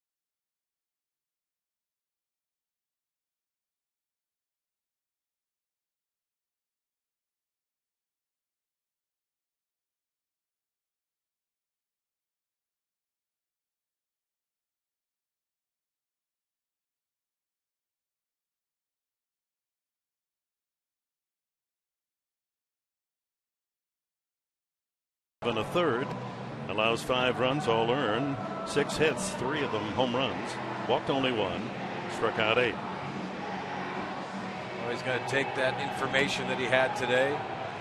As you can see, Andrew Kashner talking to him, and did a lot of good things today. It's very difficult mentally to come out of a ball game after giving up home runs and feel positive about yourself. There's a lot of positive things he did in this start tonight. Tim Stauffer, a year of disappointment, dismay, injury a year ago.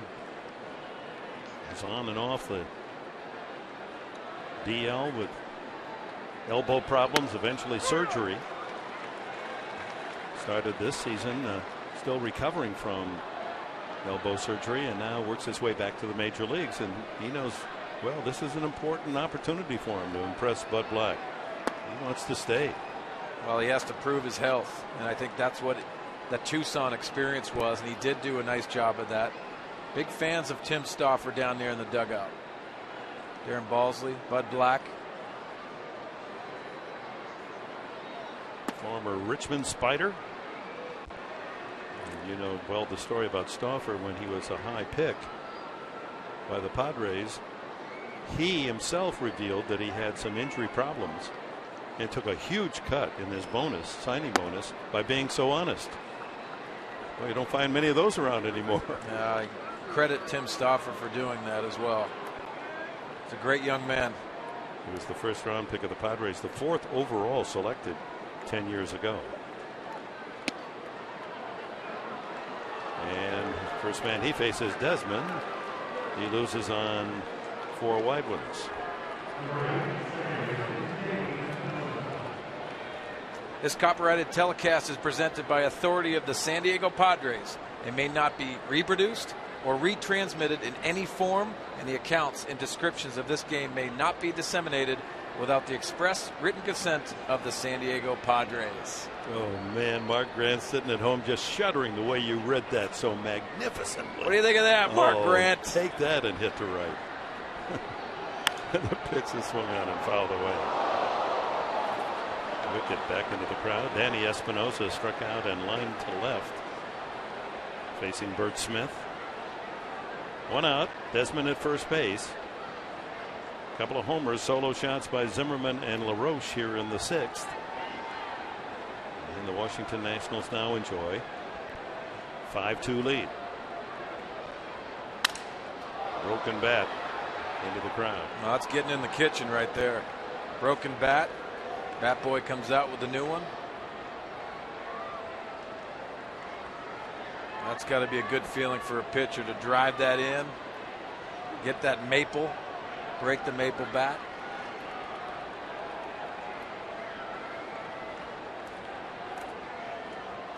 Yeah, little sap came out of that one. I'll have my waffle with that maple syrup. Oh yeah. Out of play. In fact, I did have, now and then I treat myself. You should treat yourself. Go down to Harry's there in La Jolla. Oh, I love Harry's. They make a terrific waffle. No butter now. I'm trying to be. Oh yeah, that you got to play for the tie. Yeah, well, I just extra syrup is what I'm going. 0-2 the count. In the dirt. Oh, nice block by Nick Hundley.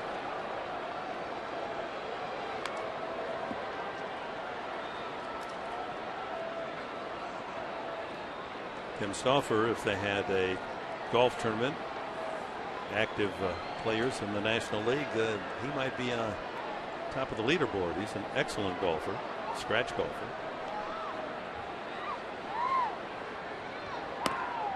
If you're a scratch golfer and you're playing professional baseball, you're spending too much time on the golf course. Well, he doesn't have to be out there long, and it all comes back to him. I'm saying that with jealousy. Yeah. What do you shoot? Play to what? I'm a 10, and that is very liberal 10 handicap. Got to enjoy the game if you can play that level. Swing and a miss. Off speed. Strikeout of Espinosa, the first for Stauffer. Time now for our Coors Light Freeze Cam, brought to you by Frost Brewed Coors Light. Adam LaRoche frees that one. Was that on the sweet spot? That's on the sweet spot. That's an elevated fastball. And that's out over the plate. Long, got his arms lengthened over the center field fence. Got a long swing, but he pulls his hands in and releases the barrel of the bat. When timing is right, he can hit it out of any ballpark. There's a strike to Kurt Suzuki, who has a single and a fly ball to left. It's interesting that Adam LaRoche was drafted not as a hitter, as a left-handed pitcher. A couple of times drafted by Miami. They thought of him as a pitching prospect like his dad. Had a nice career as a hitter, good first baseman. And his younger brother Andy also plays in the minor leagues. Played with him in LA. But Adam has a good sense of baseball. He loves it. Loves all kinds of different things. But he has a relaxed approach to baseball that works for him. 2 strikes on Suzuki. He goes after a pitch low, and Stauffer comes in. He walks Desmond, but strikes out Espinosa and Suzuki. Nats lead by 3.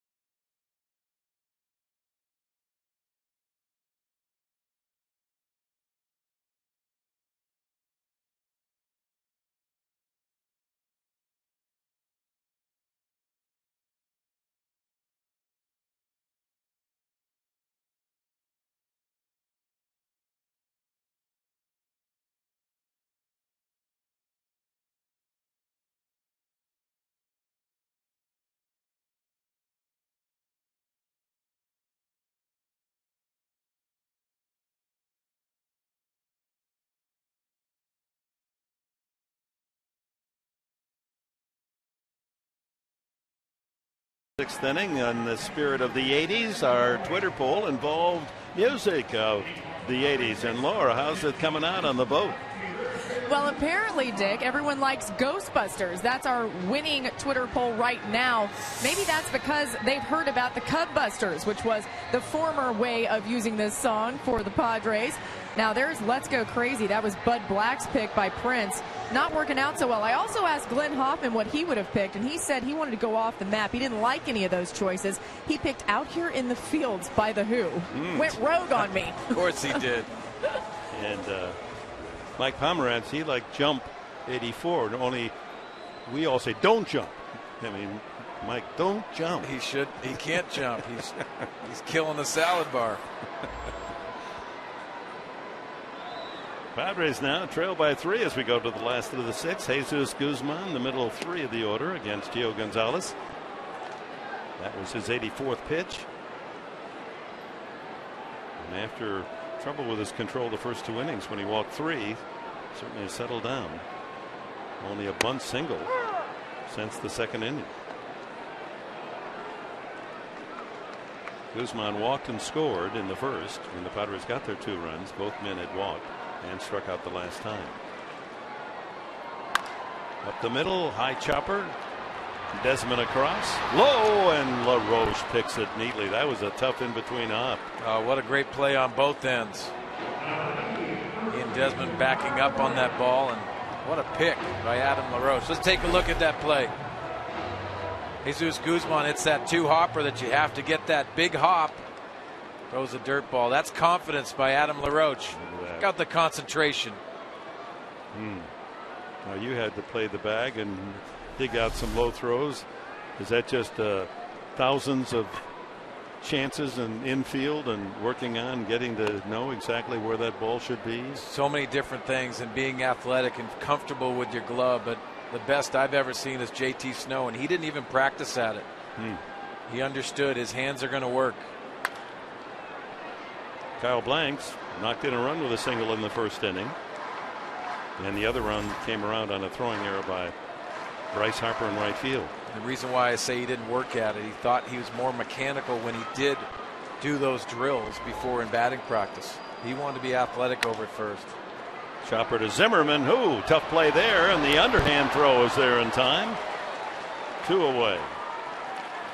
Well, you'd have to throw Adrian Gonzalez's name into that discussion too. Well, no one's going to say Ryan Zimmerman doesn't know how to glove balls, but when you talk about the throwing problems, he feels very comfortable on the run, and it proves it there. Nice play. Tough hop too. He had to go up and flag it. A couple of good infield plays behind Gio Gonzalez for the first 2 outs here in the 6th. Jed Jerko. Curveball missing. Jerko is flied out to center, grounded to third. Anthony Bass and Dale Thayer, a pair of right-handers getting loose. Pitcher's spot is still 3 men away.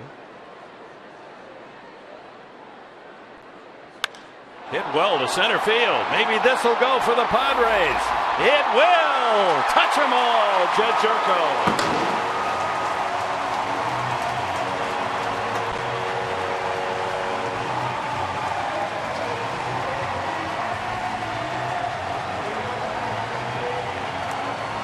Number 4 for the rookie, and it's a 5-3 game. Well, that confidence continues to rise with your Jed Jerko getting that fastball over the middle of the plate. Oh, that's a pretty swing. Love when he uses the big part of the field. That had a different sound to that ball. Cutting its way through the night into deep right center, and the Padres get 1 of the runs back and trail now by only 2. Here in the 6th inning.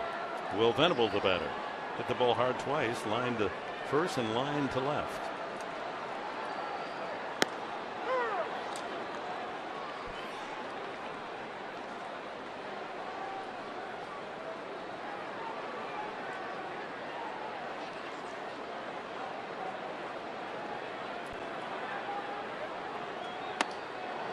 Tied him up and in with the fastball. 1-2 the count.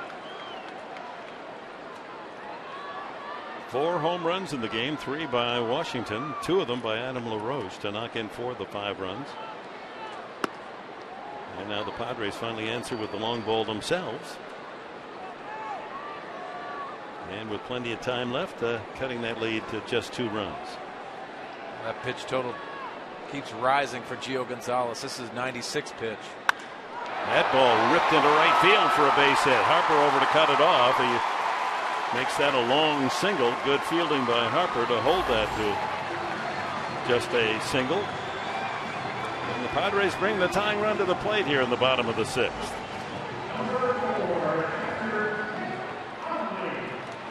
And Nick Hundley's due.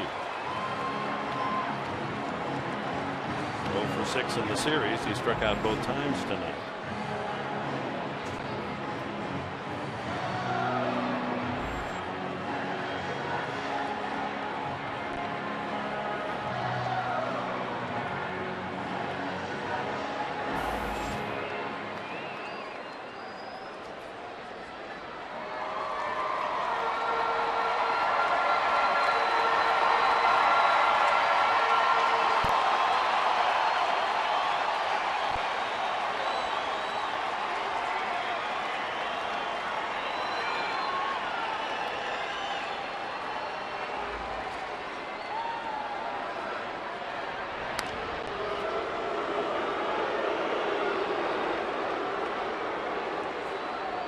In the throes of a real tough period here in terms of swinging the bat. He's 2 for 34 last 34. Yeah,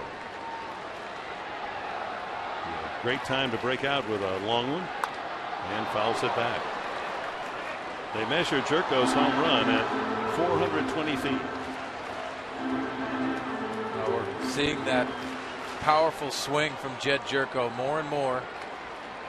Like I said, you can do a lot of things with a lot of confidence.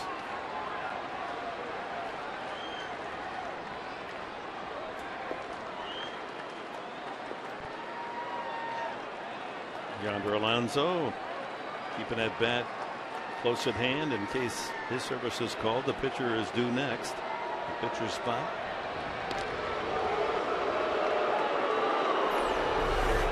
Let's go back to that swing by Jed Jerko. Putting the barrel of the bat on the baseball. You can see that lower half working. Right center is his approach. That is sweet.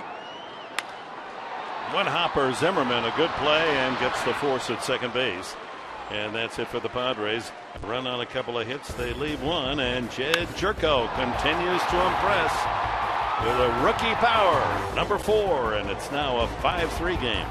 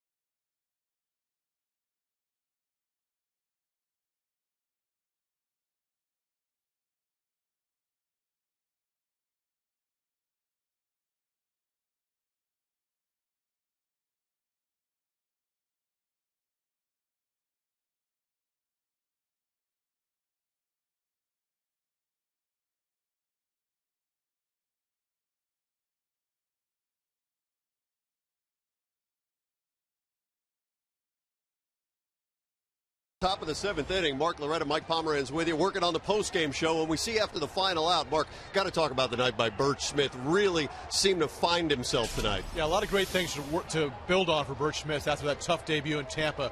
Had the good fastball, but I thought threw an excellent changeup and a decent curveball tonight to go along with it. Right now, obviously, the home runs are the difference, but Jed Jerko with one in the back half of the 6th inning, so the Padres clawing their way back. When we see after the final out, guys, we'll talk all about Birch Smith. We'll take you for a tour of the National League, some highlights, and you'll hear from the manager, Buddy Black. So we'll look forward to seeing you guys after the last out this evening. So Mike and Mark again on the post-game show. Stay with us. Plenty to digest tonight, including all the other scores. Gio Gonzalez stays in. He has sacrificed and struck out tonight. Tim Stauffer into his 2nd inning. And 90 miles an hour. That's about where Tim was before the elbow surgery. Yeah, 90 mile an hour with movement. And I think that's the key. And you're seeing that on his glove side. That movement coming back on the outside corner. That two-seamer and good sinker there on the fastball.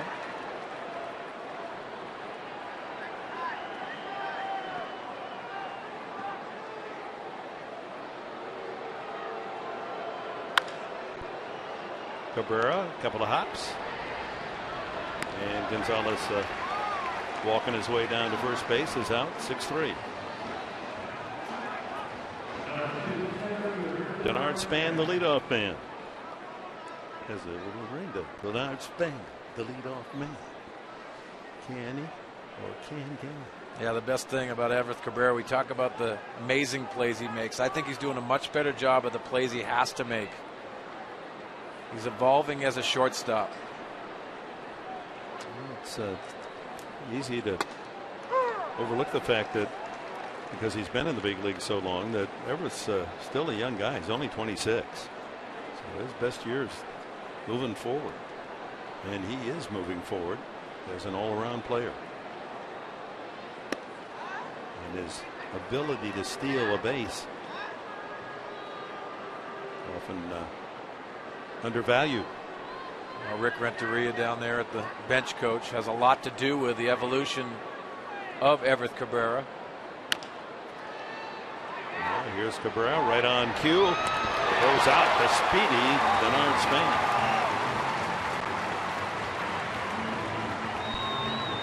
He's able to get a lot on the throw when on the move.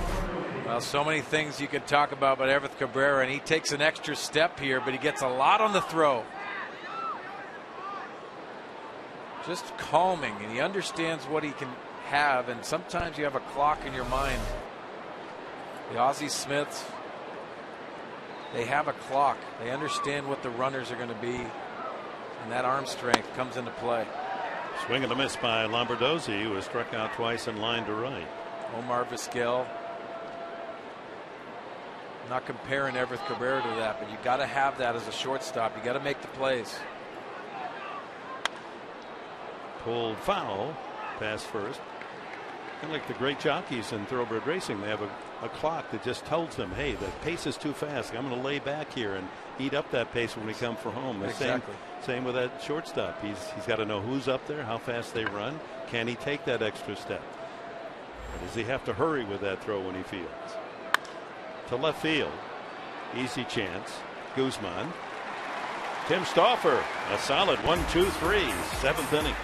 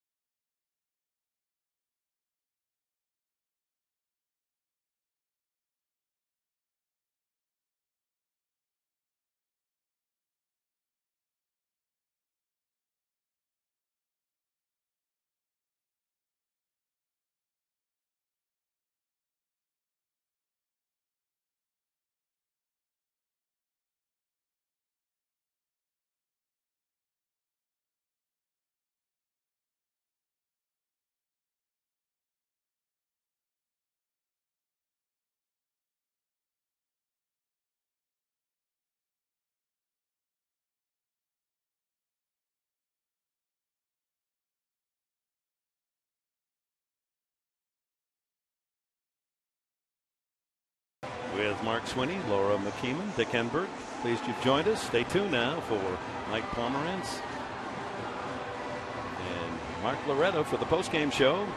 I have all the highlights for you. It's the 80s night here, and you don't have to be 80 to enjoy it. No. Wigs aplenty. Yeah, a lot of fans came well prepared. Full costume. Amarista will pinch hit for Tim Stauffer, and tip of the Padre cap to Tim Stauffer, coming back from Tucson and ending in 2/3. Walked one, struck out a couple, no hits, no runs. Well, the game of baseball is about feel-good moments, and that was a big moment for Tim Stauffer tonight. Welcome back. Amen. Amarista, then the top of the order, Denorfia and Cabrera against Gio Gonzalez.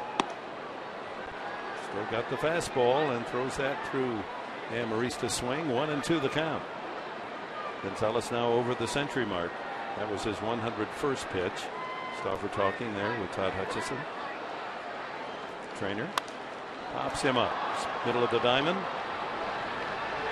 Second baseman Espinoza makes the catch. Well, our Subway in-game box score, the Padres with only 5 hits. The big hit, Jed Jerko, a solo home run, his 4th of the year. The other RBI base hit from Big Kyle Blanks back in the first inning, a single. Denorfia has one of the 5 hits. He steps in. Well, Gio Gonzalez not having his stuff tonight, but sometimes it's uncomfortable when a pitcher doesn't have his location. Padres have not gotten things together against Gio. Heavy fastball just out of the strike zone.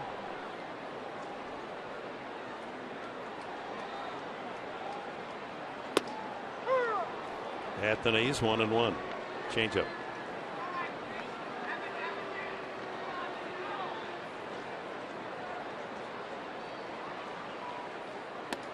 Two balls and a strike to Dino. Well, you could see our Fox tracks with Southland technology. Those first 2 down, raising the eye level on the 3rd pitch. His location is getting much better as the game's gone on. And takes just inside. 3-1. Padres could use a base runner here, trailing by 2, 5-3 in the bottom of the 7th. Cabrera on deck, and then Headley. Ground ball by the dive of Desmond, and Denorfia has his second base hit. That brings the tying run to the plate here in the 7th. 2 for 4 night for Chris Denorfia.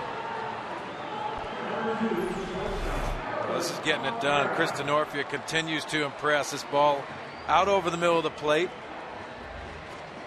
Nice dive by Ian Desmond, but offensive approach by Chris Denorfia, getting opportunities and making the most of them. That's the first time Gonzalez has gone to a 3-ball count. Mark Swinney says way back in the 2nd inning, and a 3-1 pitch. Denorfia spanks it through the hole into left field. Cabrera walked and scored, stole his 14th base in the 1st inning, has fly to right, and a bunt single in the 5th.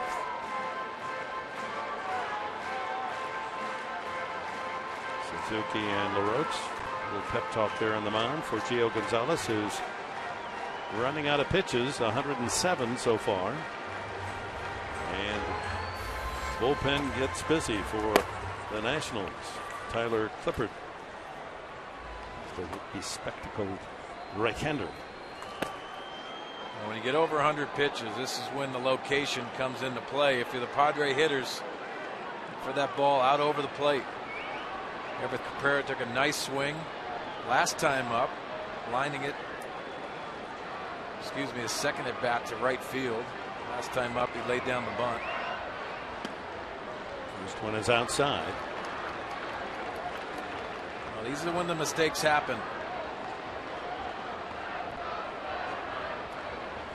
Guzman in the hole. Headley's on deck.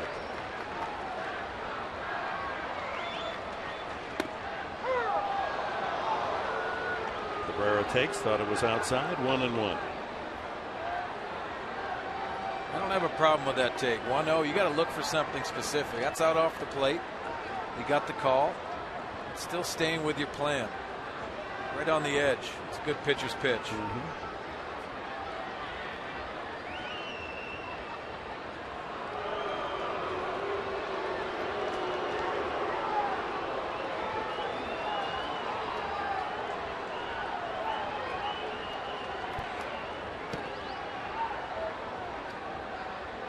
There he goes. Pitch is low. Suzuki's throw waylaid, and Denorfia has a stolen base. Number 4 for Dino. And that brings Davy Johnson out of the dugout, complaining about something here, that maybe the hitter Cabrera interfered with the throw. He gets the answer that satisfies him and jogs back to the dugout. Oh, you can see this throw, and Everett leans out over the plate and then does a nice job getting out of the way. You can see the umpire trying to get on that interference call. Good non-call right there. But nice job by Everett Cabrera getting out of the way. Mild contact made, but did not interfere with the throw. 1 out, man at second. And that one off first base might be a play for LaRoche. Yep, he gets there in time. It wasn't hit very high. So 2 out.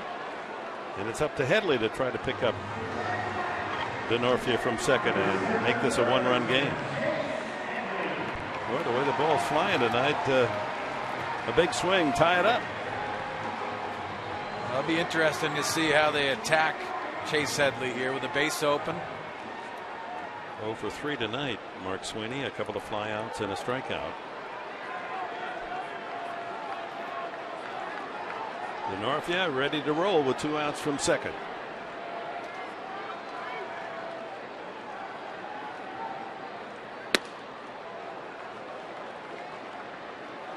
That first pitch indicates they're not going to come after him, but they've set up on the plate. Chase Headley's got to be ready for that fastball and look for that right center gap. Big hole in right center. That's a strike. Now you can see that gap right there. Shoot it that way.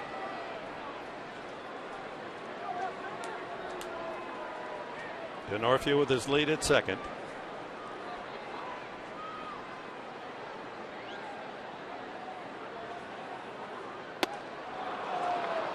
Couldn't catch up to the fastball, and it's 1-2.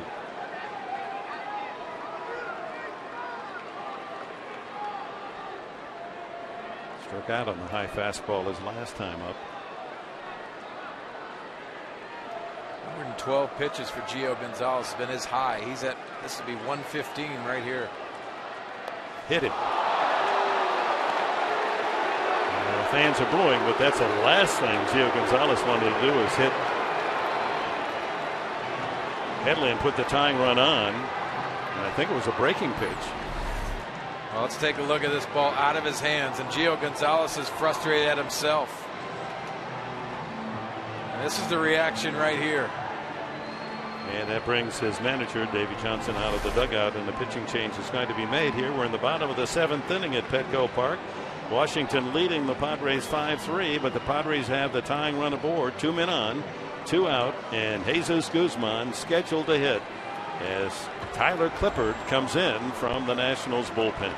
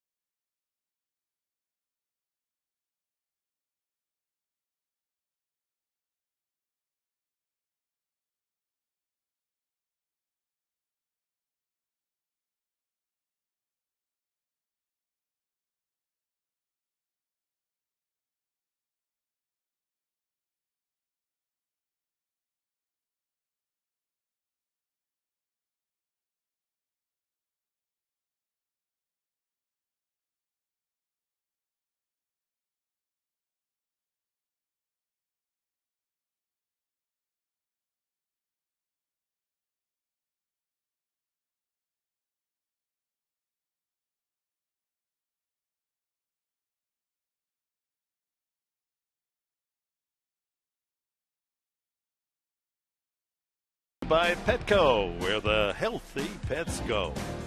By Fortune 55 Scratchers from the California Lottery. It's more luck for your buck.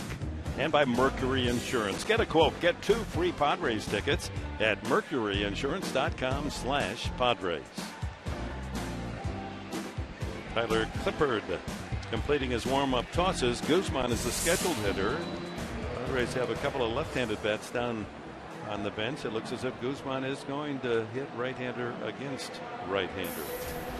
Clippard 2-1 on the season, and there's his numbers. Mark Sweeney. Well, Tyler Clippard has 2 different changeups, and he falls in love with his changeup. He's got a 2-seam changeup and a 4-seam changeup. The 2-seamer has a lot of late action, much like a sinker, but also has a plus fastball and a curveball to go along with that.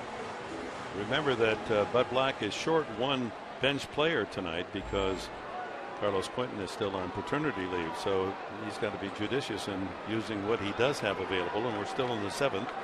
2 on, 2 out, and a 2-run lead for Washington.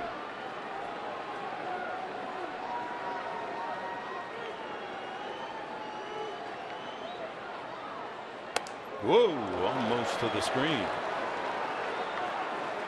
Guzman has walked and scored, struck out, and grounded to short. Well, 91 to 95 with the fastball. And predominantly, he tries to get into that changeup mode. You can see Gio Gonzalez fighting his mechanics all night tonight. Benorfi at second, Headley at first.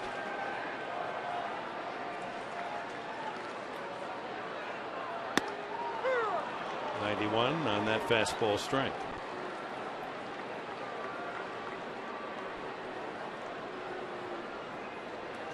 A big situation in the game here. Jesus Guzman came up with that big home run in Tampa last week. He wouldn't mind doing the same right here. That'd be sweet.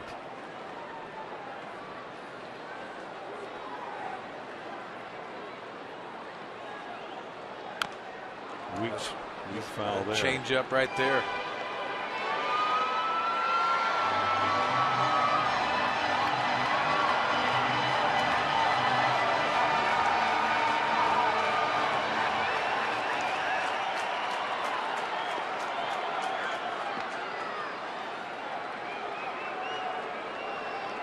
Ball, 2 strikes. Clippard in front on the count to Jesus Guzman.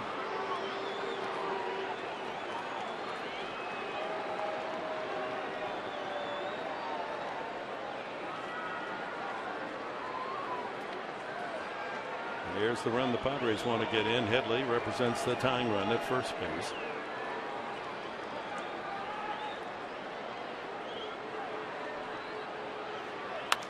Popped him up. Shortstop Desmond calls off Zimmerman. And the inning comes to a close. The Padres leave 2 after 7. It's the Nationals by 2.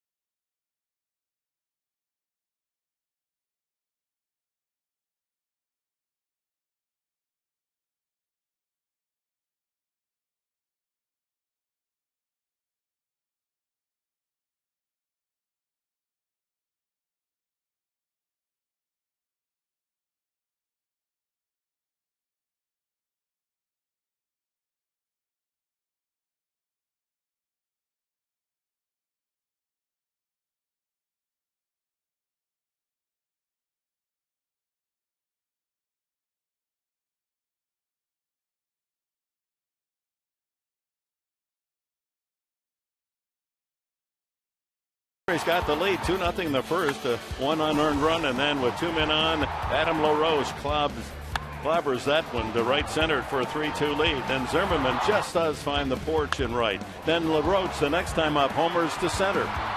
And it was a 5-2 game until Jed Jerko crushed one to center field. A 420-foot home run, and Jerko has his 4th of the year.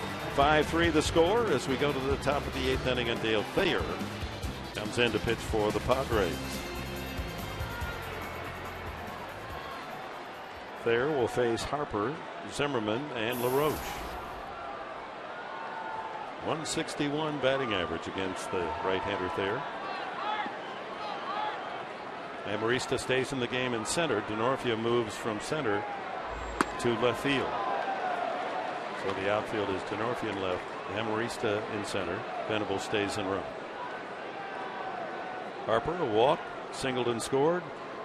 Hit the ball hard, but right at the second baseman the last time up.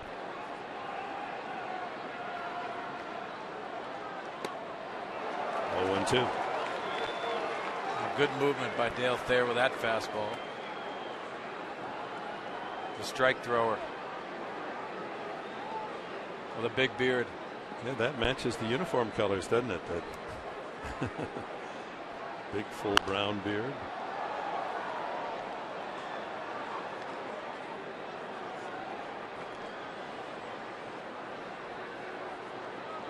Three home runs for Washington. The story, 5-3 they lead.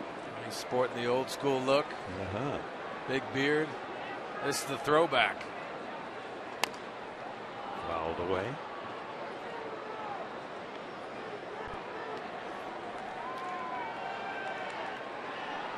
Each team with 6 hits. Half of them home runs for Washington. Padres with a solo by Jerko.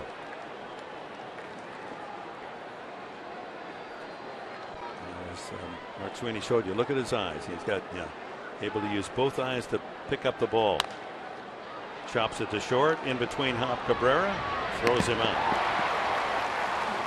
Let's go down to Laura. What do you have for us? Well, Dick, some Padres on the mend. Cameron Maben hit in the cage for the first time yesterday since injuring his right wrist on April 15th, and said they were really encouraged by what happened. He was not tentative taking swings, and Maben came away saying it went a lot better than he thought it would. Also, Logan Forsythe took BP on the field yesterday and took ground balls. Encouraging for the Padres to see these two.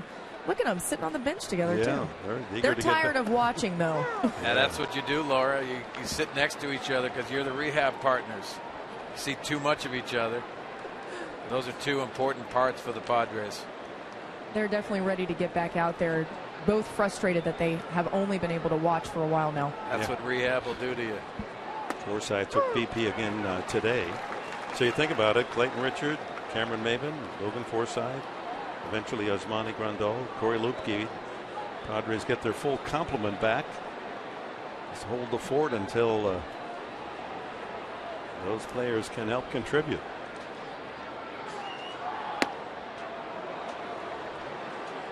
One and two the count to Zimmerman. Popped to short, singled and scored in the 4th on the 3-run homer by LaRoche, and then hit a solo shot himself in the 6th inning. All 3 home runs off rookie starter Bert Smith.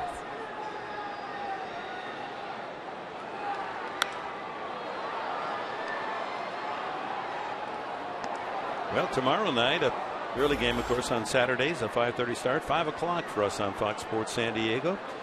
Veteran Eric Stoltz goes for his 4th win of the year against Jordan Zimmerman. He's trying to become the first pitcher in the National League to win 8 games. He's 7-1 with a 1.69 ERA. Don't forget T-shirt night, 20,000 T-shirts being given away. Those are great T-shirts. Foul ball. Well, Jordan Zimmerman's one of those younger right-handed pitchers in the game that are very impressive. He's gone through some health problems himself. Mike Pomeranz sitting in the stands. Yeah, well disguised, huh? Yeah. I never would have picked up that being Pomeranz, but good eyes, Sweeney. Yep.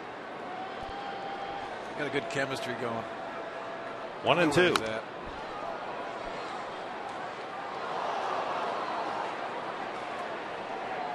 then Sunday, the final game of this series before the Cardinals come in next week, Monday, Tuesday, Wednesday night. Sunday it'll be Andrew Kastner, 2-2 with a fancy 2.84 ERA against veteran right-hander Dan Herron. He's 4-4 for Washington. Four tough pitchers in this series. It's a test, and you know, in the big leagues you're going to get those tests, and especially consistently with these two ball clubs coming in. Another foul back, just off the roof of the owner's box behind home plate.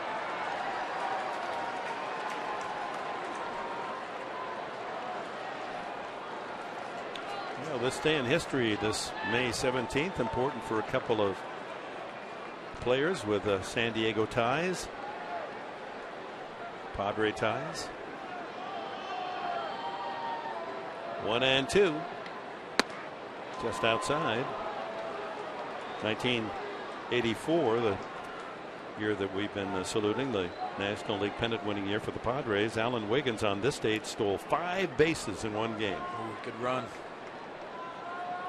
And in 1998, Point Loma's David Wells, a perfect game. Swing and a miss. Zimmerman goes down, 2 away.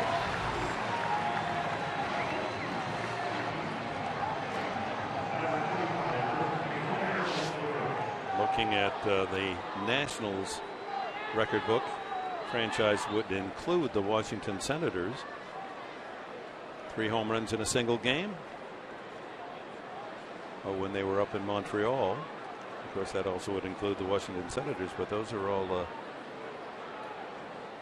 see the Hawk, Andre Dawson, Tim Wallach, the third base coach for the Dodgers.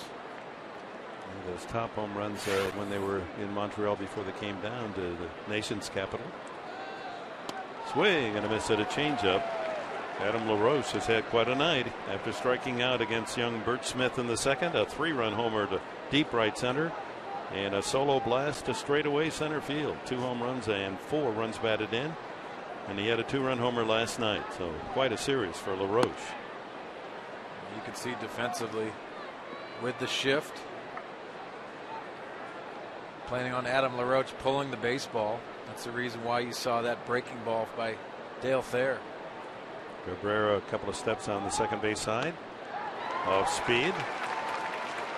They'd love to see him hit it on the ground right now. See the 2 home runs. All 3 home runs to center field.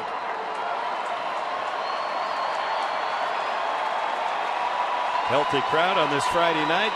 Trying to cheer a strikeout for Thayer to close out the top of the 8th inning. And he gets him looking.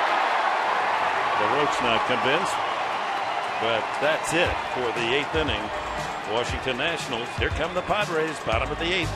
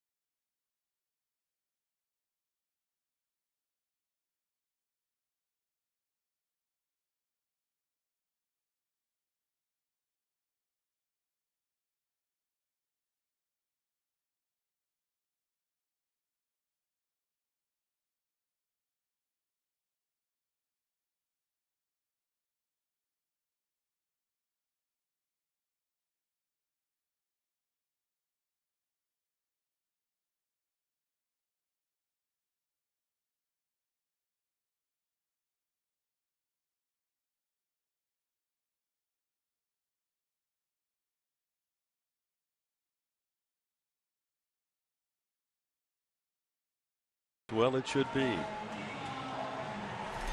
And of course, there's some number 55s in there. Oh, Mike Grant's number 55. Yeah. You got to love this. Look at that breaking ball. And the power heater. You know he's going to throw that. He loved his heater. Check out the intensity. We always see him smiling, joking around. Yeah. Good to see Mud with that intensity and that power fastball. Good humor man, Mark Grant. Well, the Padres need a couple to get even here. They trail 5-3. Last of the 8th, Kyle Blanks, Jed Jerko, Will Venable to bat against reliever Tyler Clippard. He got Guzman to pop up with 2 men on, 2 outs in the 7th.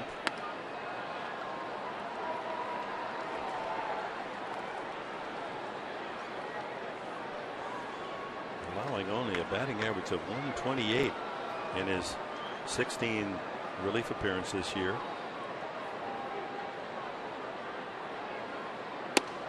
He went around. Well, Dick, don't get in the pull mode if you're Kyle Blanks. He already proved that he can line it to right field with his first at bat.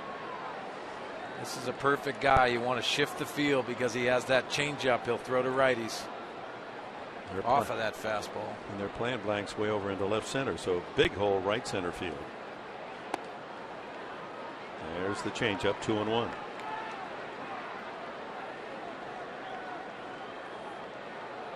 If you're just joining us, Blanks with 2 on, Cabrera and Guzman with walks in the first inning, 2 out, single to right to knock in a run, and Harper's throwing error allowed a second man to score to give the Padres the early 2-0 lead.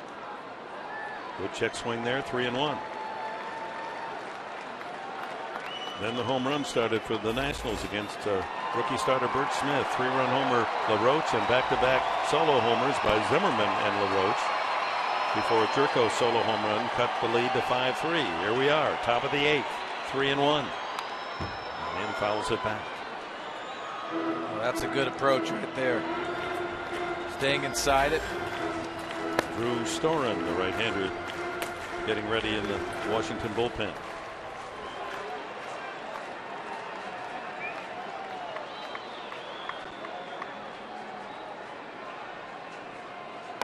High, ball 4, leadoff walk.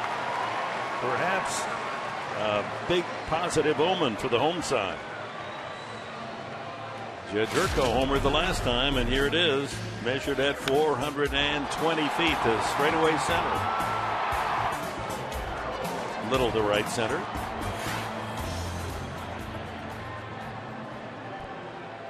Jerko continues his solid play. His average is up over 270 now with 4 home runs. Leads the team in doubles with 10. And leads the major league rookies in most hits. That's a good matchup for Jed Jerko. Throws that fastball away. He's got that right center gap that he can shoot. Throws that changeup. He can put it in the seats.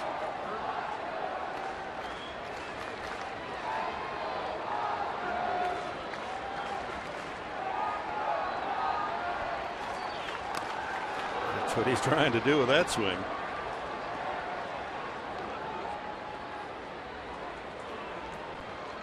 Will Venable, after facing the left-handed starter Gio Gonzalez, looking for a shot at a right-handed pitcher. Gio Gonzalez gone and Clippard out of the pen.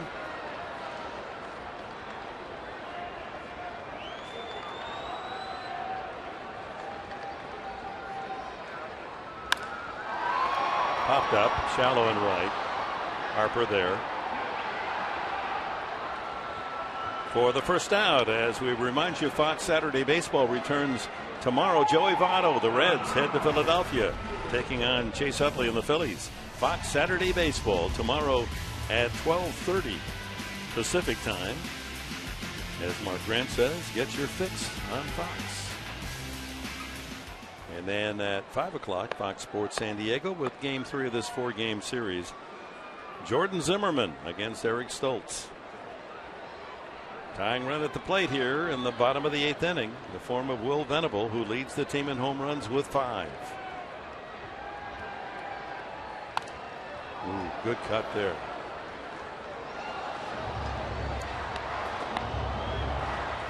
The attendance tonight, 29,898. Just 102 under 30,000. And that raises the season attendance to over 500,000, 520,826 for the year.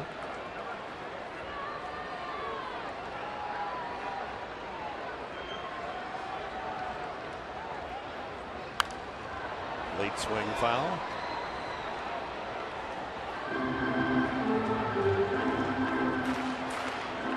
What are you seeing against Clippard? That changeup is always in the back of your mind. Using his fastball a little more tonight than he normally does. The scouting reports, they show it. Percentages that they throw their changeups, their fastballs. That's how you develop your plan. Lanks at first, one out. 5-3, Washington leads. Chase the high limb, strike three. Two away. First strikeout for Clippard. You can see with two strikes elevates with Will Venable. And that loop of the swing gets underneath the baseball. That changeup was on his mind. Mark Kotze will pinch hit for Nick Hundley. Well, the veteran Kotze represents the tying run here in the bottom of the 8th inning with two out.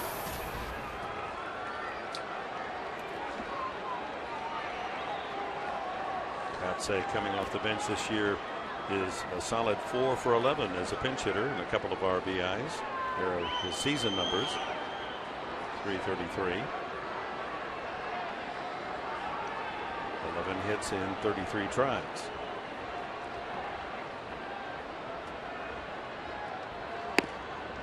Ball one. Now there's that changeup on the outer edge. Mark Kotze, not many at bats last homestand, dealing with some injury issues. Got some good plate appearances on that road trip as DH. Very important for this role. And you saw he's had some success, limited opportunities, 2 for 3 against Clippard.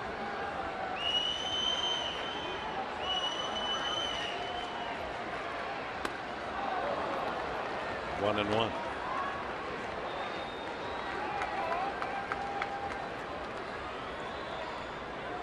Alexi Amarista, since coming in the game, pinch hit in the 9th spot.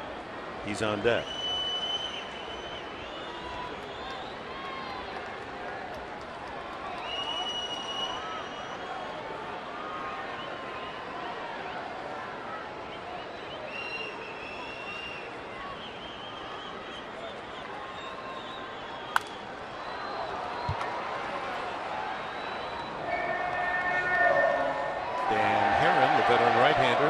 He's scheduled to pitch the Sunday afternoon game against Andrew Cashner. Aaron on the left. Strasburg's work is done.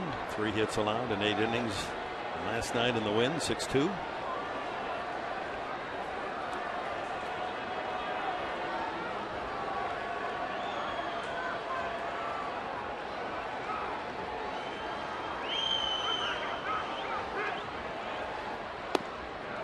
Change up. 2-2. That's that two-seam changeup. 2 different grips for Tyler Clippard on his changeup. One the 4-seamer grip. That has a little bit movement there. That's a 2-seamer. The way he holds it, almost a circle change grip.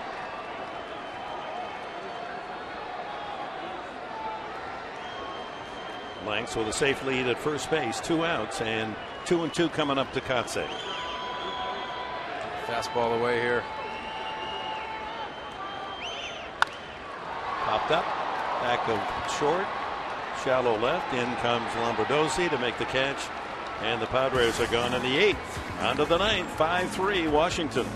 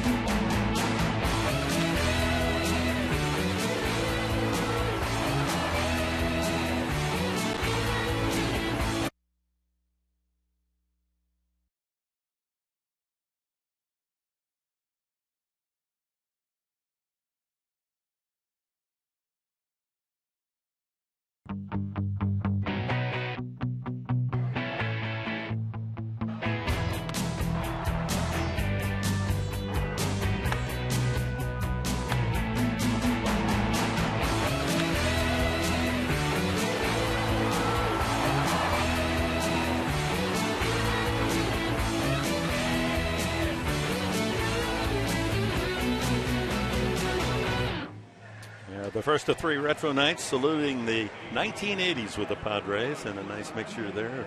Reflections of 1984 when the Padres won the National League pennant. And then action from tonight as we go to the top of the 9th inning. And Ian Desmond will lead it off for Washington against Anthony Bass, making his 15th appearance of the year. And to keep this Washington team in check, there's a final at-bat, bottom of the 9th inning. It'll be Amarista Denorfia Cabrera scheduled. And John Baker takes over for Nick Hundley. And Baker in the 4th spot in the batting order. First pitch is popped up high right over home plate. Baker called off by Headley. Much easier chance for Headley. That was up the old elevator chute.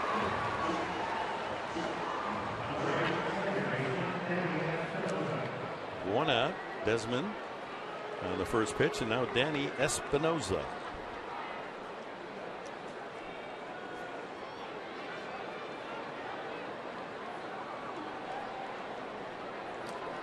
Espinoza struck out twice and lined to left.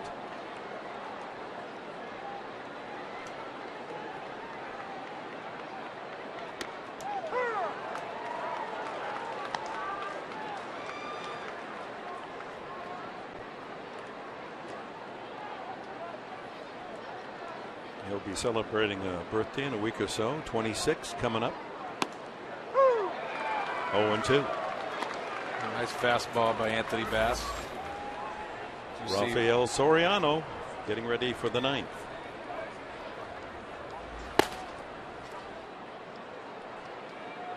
Twelve saves for Soriano, the closer.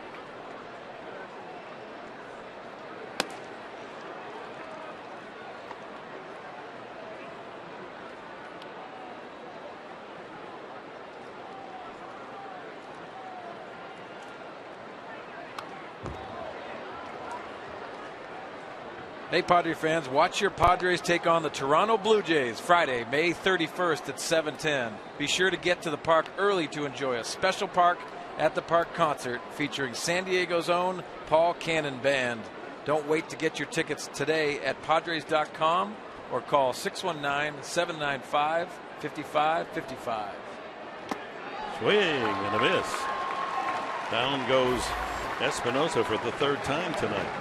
First strikeout for Anthony Bass. Well, that band will be right out there with you and Mike Pomerantz. Huh? You'll be able to be clicking your heels to the music. Oh yeah, I like that out there. A little atmosphere. It's always nice. Takes the pressure off us. That's the 13th Washington National to strike out tonight. Bert Smith struck out 8 in 5 1/3. Stauffer got a couple in his inning and 2/3. Dale Thayer struck out a couple. And now Bass with 1.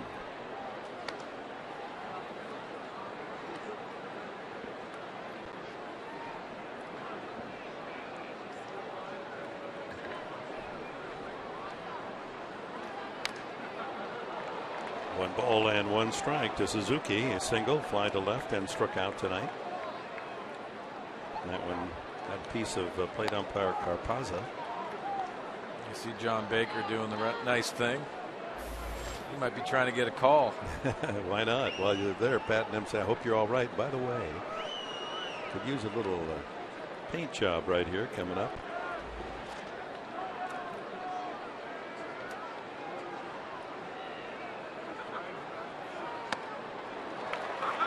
And Bass in front, 1-2.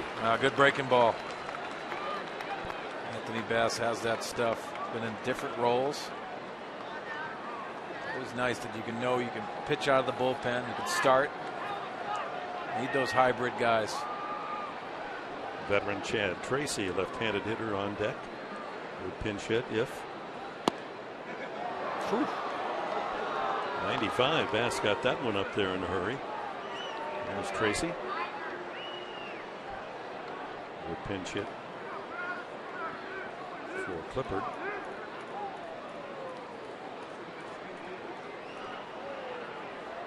Struck him out, and another strikeout. 14 strikeouts for Padre pitching, but they need a couple of runs to tie as we go to the ninth, bottom of the ninth.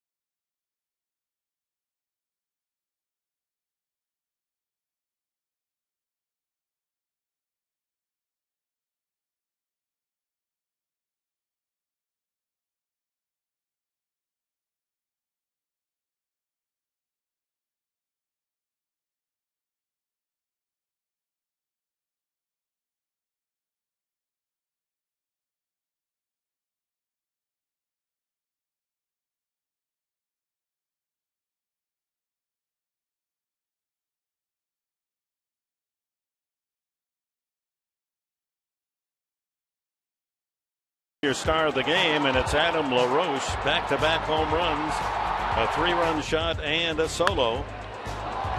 Both off starter Bert Smith to account for 4 of the 5 Washington runs tonight. Adam LaRoche, our Carl's Jr. star of the game. Rafael Soriano comes in to work the bottom of the 9th inning, searching for his 13th save of the season. There are his marks on the year. Well, predominantly fastball, cutter, occasional slider, but that's just a show. Not a big velocity guy. He'll sit around 92, 93 miles an hour. Roger Bernardino goes into play left field.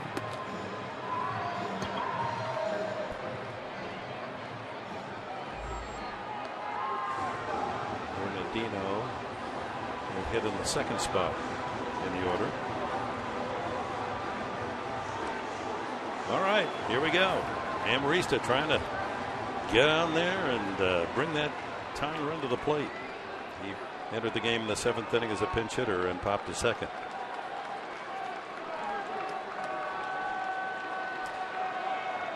Soriano, 33-year-old veteran.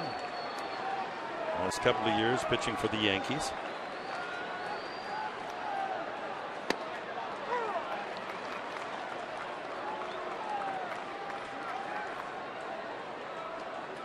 Was 2-1 with the Yankees last year in 69 appearances. Saved 42 games. Wow. Yeah, that's impressive. That's why he got $28 million there for 2 years. 6'1", 210 from the Dominican Republic.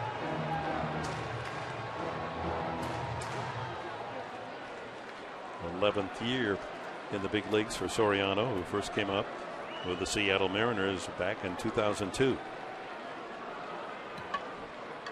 Ahead on the count, 2 strikes to Amarista.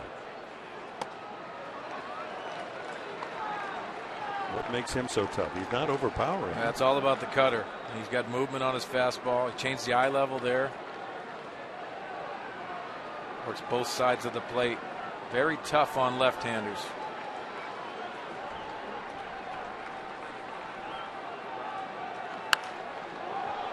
Out of play.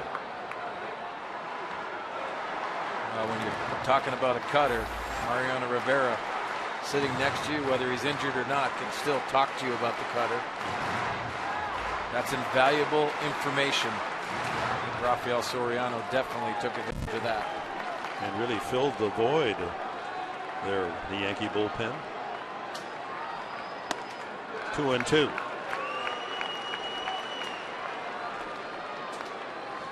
Chris Tenorfia with a couple of hits is on deck, and then Cabrera Anyone gets on, Chase Headley, with another chance to swing the bat.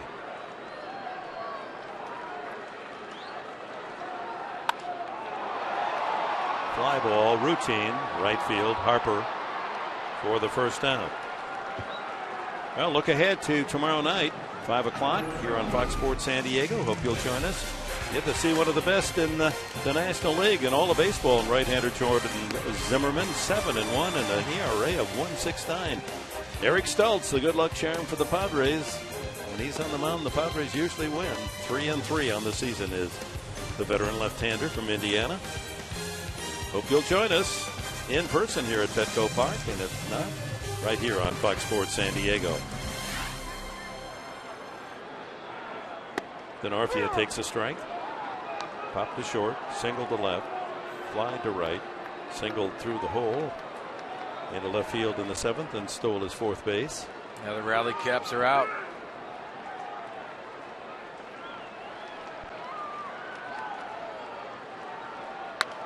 Late swing, watch out.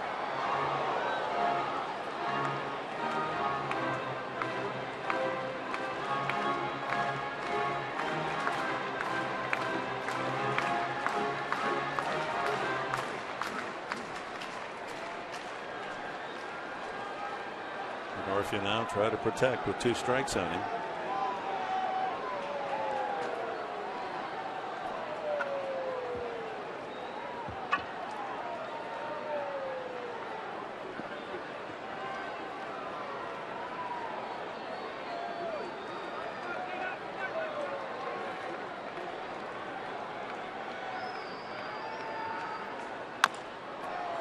Chopped wide to third. Zimmerman ranging and throws, pulls him off the bag. Denarfia safe. The 9th error of the year for Jordan Zimmerman.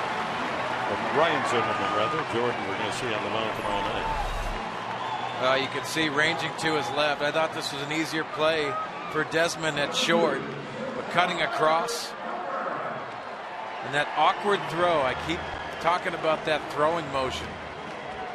That's a difficult play, but check out Chris Denarfia putting his head down and hustling down the line. So 3rd error by the Nationals defense tonight, and that brings the tying run to the plate. Everett Cabrera batting left-handed for the first time. He walked and scored, bunt single in the 5th. 1-4-3.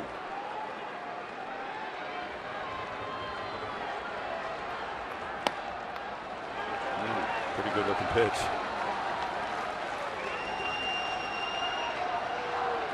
Everett Cabrera's got that hole in between 1st and 2nd he can use. That cutter right through here. Second baseman Espinosa swung over near the bag in double play position, opening up that hole. Fly ball to center, and Span is there for the 2nd out. So it's up to Chase Headley, 0 for 3 tonight, hit by a pitch the last time up. Batting left-handed for the first time as well. 0 for 3 as a right-handed hitter, 2 flyouts and a strikeout. Was hit by a pitch the last time up. I think he feels very comfortable from the left side, more so the right. It's a good situation for Chase. It's the guy the Padres wanted to have up. Chase with 4 home runs. They're not holding on to Denarfia, so he moves up to second base. Defensive indifference. Well, there's Yonder. He's ready. Decide to pitch to Chase Headley. In a situation like this, can't put the tying run on. Pitcher spot is now the 4th in the order. And the Padres down to their final strike.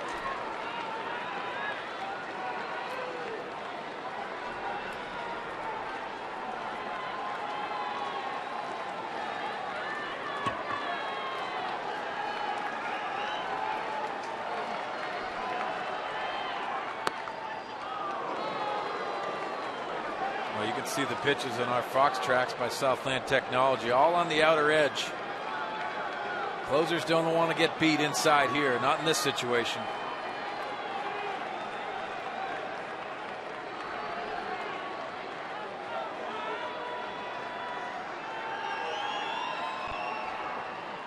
Ground ball into right field for a base hit. Denorfia around third. He will score. It's 5-4 as Headley, with 2 strikes on him, delivers. He now, the tying run and the winning run will come to the plate here in the bottom of the 9th.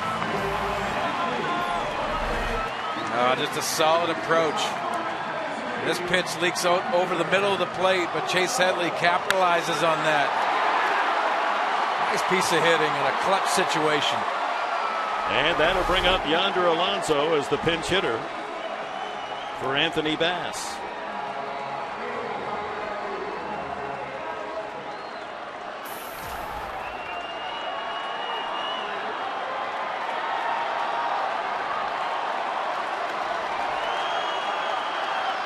Ball 1.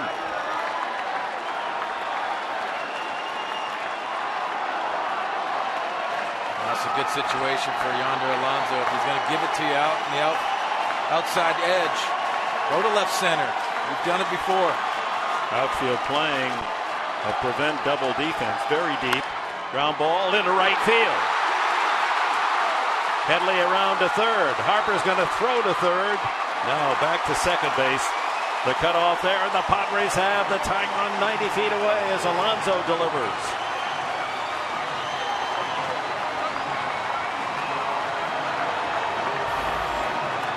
Kyle Blank's the hitter. Left-hander's dream. Ball's in, and I can pull it right in that hole right there. Nice piece of hitting. Yonder Alonso clutching up. Aggressive base running by Chase Headley.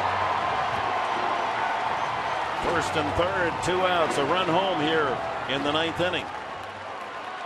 The arrow throwing error by Ryan Zimmerman, the third baseman, opening the gates. Padres trail by 1, tying run 90 feet away. Kyle Blanks has an RBI single back in the first inning.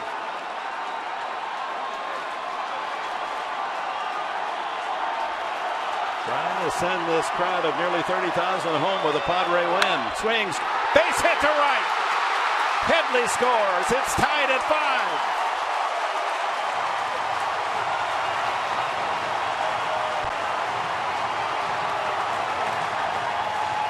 Blanks wastes no time. First pitch shovels it into right field to bring Headley in from third. Now the winning run at second base. And Jed Jerko, the hitter. I love when the rally caps work. Nice piece of hitting, using that hole in between first and second. Check out the emotion by the Padre bench. Yes, sir. Ground ball at second baseman Espinosa. And the inning comes to an end.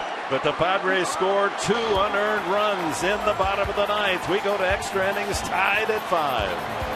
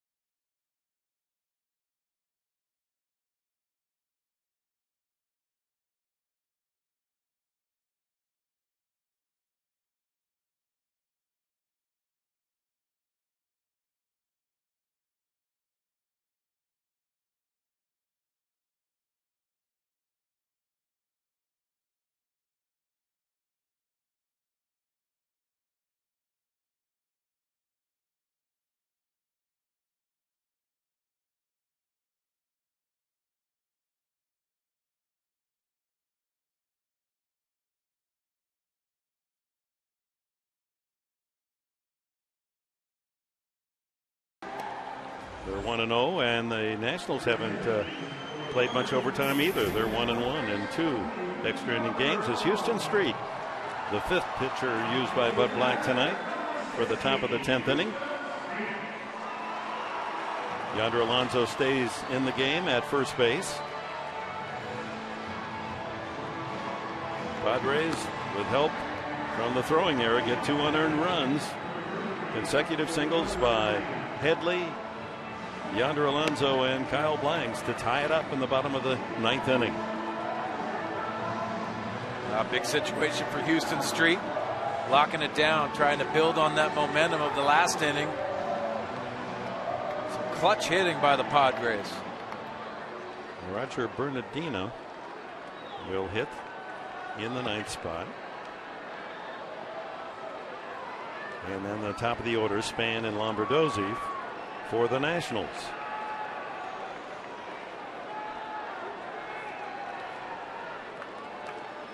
Padres rallying from 5-2 down with a 6th inning solo home run by Jed Jerko and the 2 runs in the bottom of the 9th inning to tie.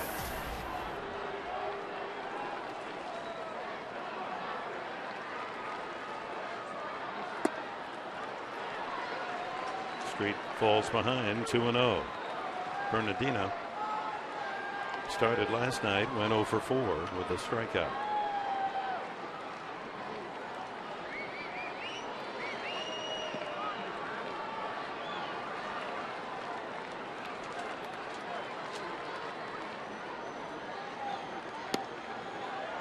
Three and 0.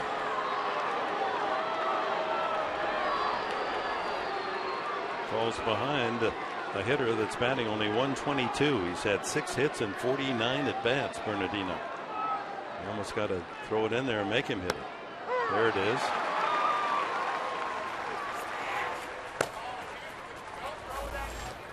In the bullpen, Ryan Matthews, right-hander.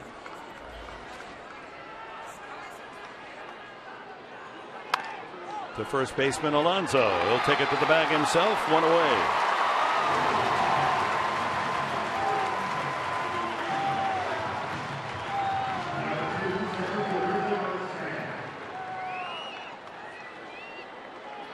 Leadoff hitter Denard Span is 0 for 4.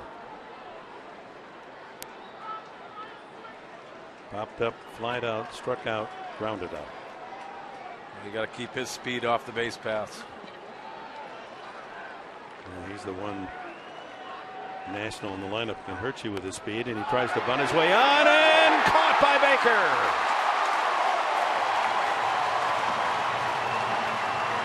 Two away. Good reactions by John. That wasn't very high. He had to spin and go after it. No, not an easy read by John Baker, but an athletic one. A nice job with his mask on, making a nice play. Span cuts that baseball underneath. It's the awareness of John Baker. That's an athlete. Chad Tracy now will pinch hit.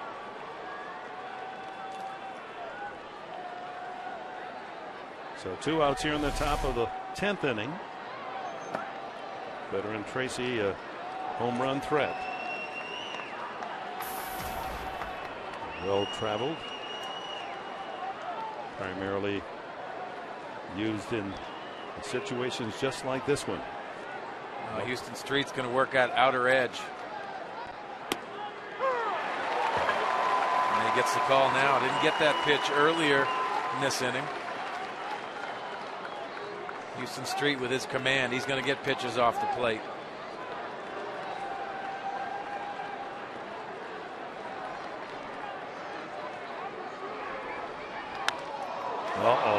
That's pulled deep to right, headed for the Petco porch, and it's gone.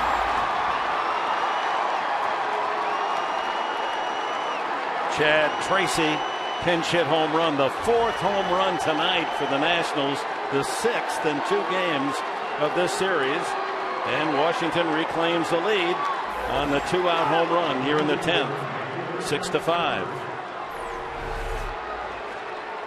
Well, a changeup leaks out over the middle of the plate, speeds his bat up. Chad Tracy, the veteran hitter, barrels this up. Not the location Houston Street wanted. So a man who threw only 2 pitches that went for home runs all last year, Houston Street, has now given up his 6th this year in just 18 appearances. And to me, it's location.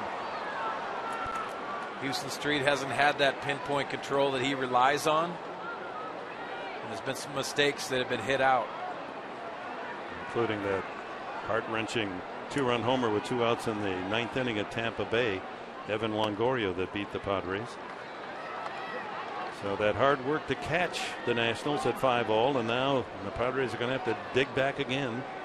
Bryce Harper, the batter, has grounded out the last 2 times up, walked and singled. 1 for 3 tonight.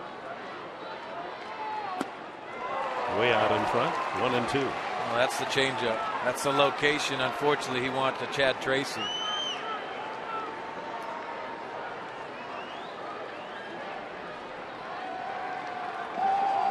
The Padres will have Venable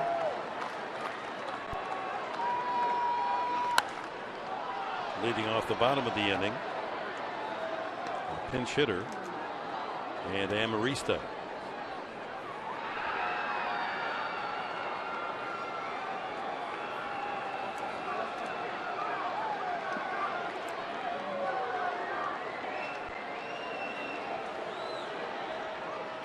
Swing and a miss. Strike 3. That's it for the Nationals, but damage done. Pinch hit home run, and they lead it 6-5.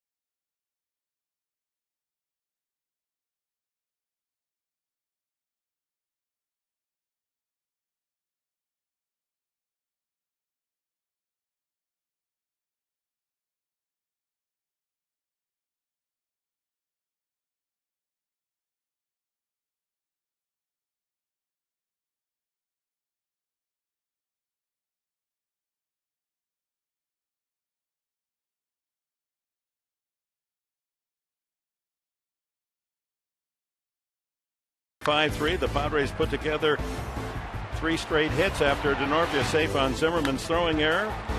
Chase Headley knocked in the first run to make it 5-4. Alonso, the pinch hitter, moved Headley around to third.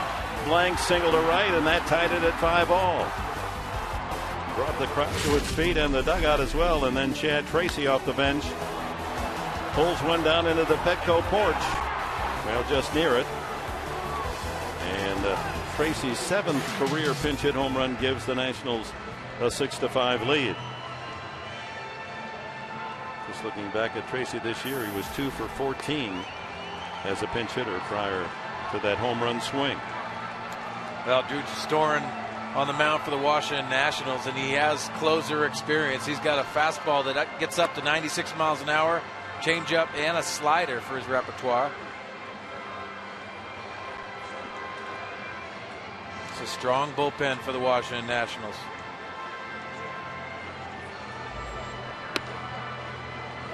It's a strong pitching staff for that matter, Mark Sweeney. Yep. They're number 3 in the entire major leagues in ERA. So it's starters and bullpen, and doesn't mean that the Padres can't rally again. They did against Rafael Soriano, the closer. Both closers having trouble tonight. Houston Street for the Padres. Venable lined out twice, singled and struck out.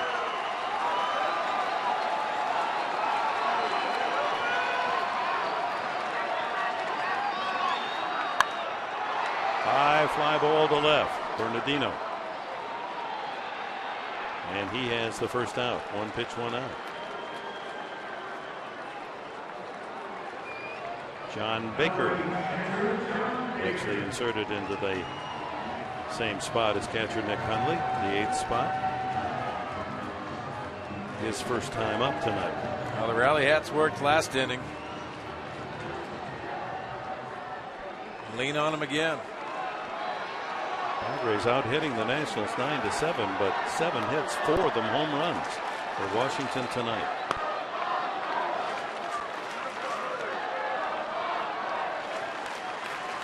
Alexi Amarista is on deck.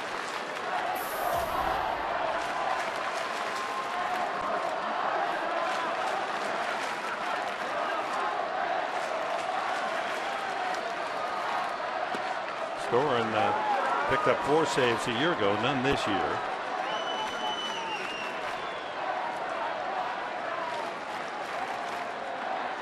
At 15 in the third, he's allowed 20 hits. And a couple of those home runs.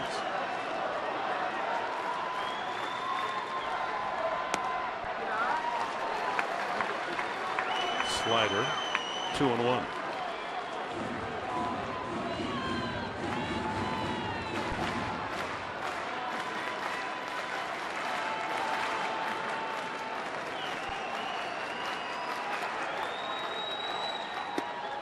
Two and two.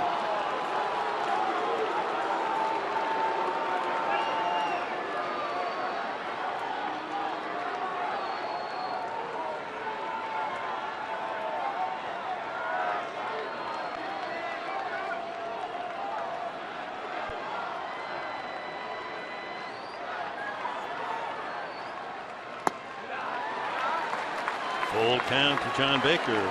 Picked up his first RBIs of the year in that win on Wednesday in Baltimore. Big pitch coming up here. Padres trying to get someone on there. Trailing 6-5 in the 10th. Up the middle. Deflected by Storen. Baker is safe at first. Infield hit for John Baker. The 10th hit of the night for the Padres, who have out-hit the Nationals 10-7. Well, the tying run on. Well, what a battle by John Baker. Drew Storen going up with his pitching hand. Not the smartest idea. But what a great at-bat by John Baker. We're going to go out and make sure that Drew Storen, he says, I'm all right. Tried to snatch that one with a bare right hand. Pitching coach Steve McKetty wants to be certain that Storen's okay. So that'll bring the winning run to the plate here in the bottom of the 10th inning. I'm going to have him throw a couple of pitches here to make sure that his hand's okay, or fingers. Pretty convincing that he's okay. He might try another.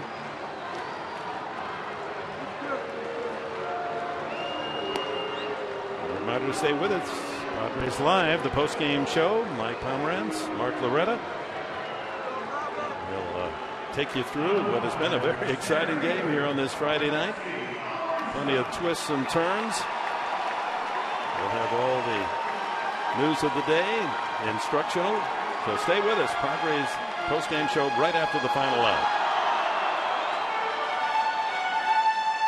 Amarista has popped up and flied out his 2 at-bats coming off the bench. Little Ninja has some power. We saw that in Baltimore. And he lines that one to right center field for a base hit. Baker on the run. He's going to make it to third. The Padres have the tying run at third with 1 out in the 10th. Amarista delivers.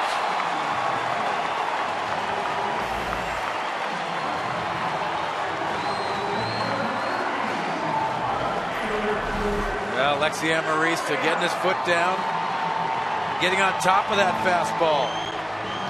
That's the shorter, aggressive swing that I love seeing. Good base running by John Baker. Seeing the outfielders in double play depth. Showing off those stirrups. He hasn't run that fast since he cut class at Cal Berkeley. All right, here's Denorfia. To the dirt and blocked by Suzuki. That saved a run and saved the Nationals from having Amarista in second base. Outstanding block by Kurt Suzuki. It gives a lot of confidence to Drew Storen to throw that pitch in the dirt as he blocks it towards the plate. 6-5 Washington. They play the infield back up the middle, looking for the double play to get out of the 10th inning. Denorfia's got a couple of hits tonight. Upset back out of play, or will it be? It's close and just does drop back into about the third row.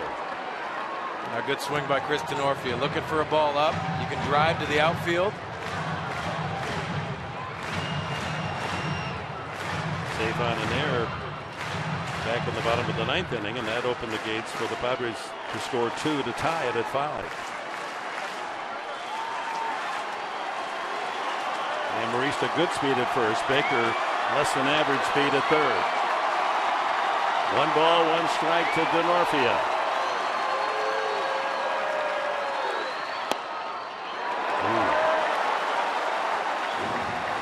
Borderline 2-1.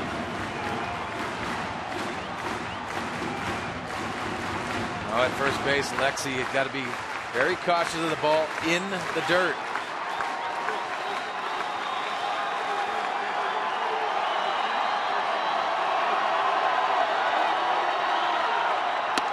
Oh, a big curveball that had Denorfia bailing out. Oh, such a good breaking ball. Fastball situation. Break on this. A late tilt.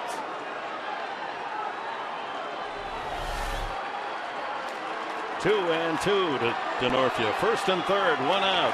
Padres need a run to tie. Winning run, Amarista at first base.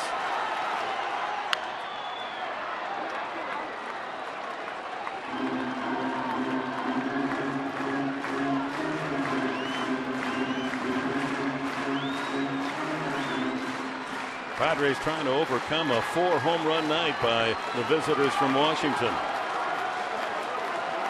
Denorfia, one of the best for the Padres, hitting with runners in scoring position, hitting .364 this year.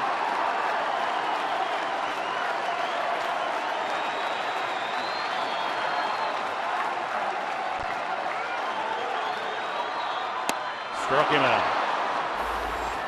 2 away.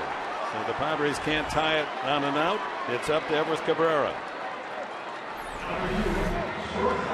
Continued movement. A little two-seamer. Down and missing the barrel of the bat. Cabrera walked, stole second, and scored a run in the first inning. Aboard on a bunt single in the 5th. 1 for 4. Everth came through in Baltimore in the 9th inning in that comeback win Tuesday night. In these situations, you grow up fast.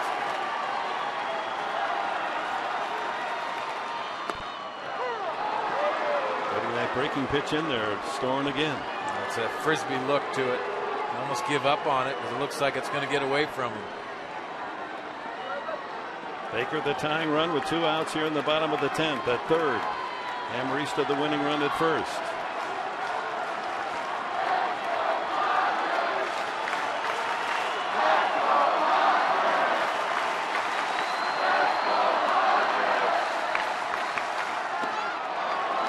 Crowd is about as active as any we've seen here all season long. They're really pulling for the home side to pull this out. Padres giving these fans hopes with the 2 runs in the 9th. And placing runners at the corners with 1 out here in the 10th. Now 2 outs. 1-1 to Cabrera.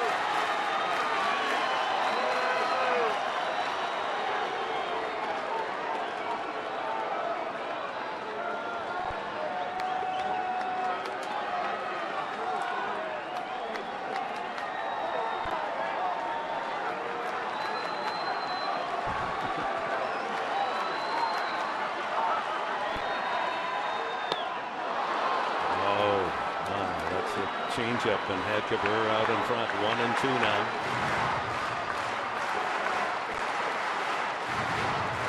Houston streak. Trying to will Cabrera base hit here after giving up the go-ahead home run top half of this 10th inning. Well, Cabrera wants nothing more than to pick up his closer.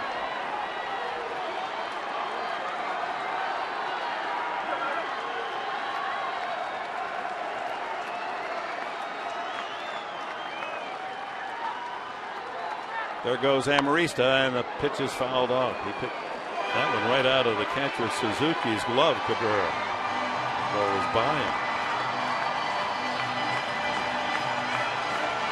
So now Suzuki's going to go out and talk to Storm. What do they do if Amarista breaks again? Do you throw through or not? You might want to fake it to second base. It's all about the battle between the pitcher and Everth Cabrera. That emergency hack doesn't feel good, but you're still alive.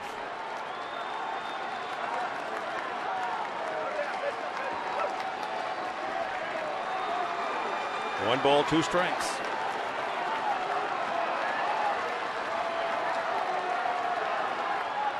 Ground ball to third. Zimmerman bobbles it, throws across. In time, and the ball game comes to an end. 10th inning, and the visitors from Washington. 2 home runs by LaRoche. 6 home runs in the 2 games. And Storm getting the final 2 outs with a tying run 90 feet away. And Zimmerman adding to the mystery and excitement, just does get Cabrera at first base for the final out. Cabrera stretching with all his might to try to beat it out. So the final score, 6-5. Padres Live brought to you to Cox by Cox is right around the corner. Here's Mike Pomeranz.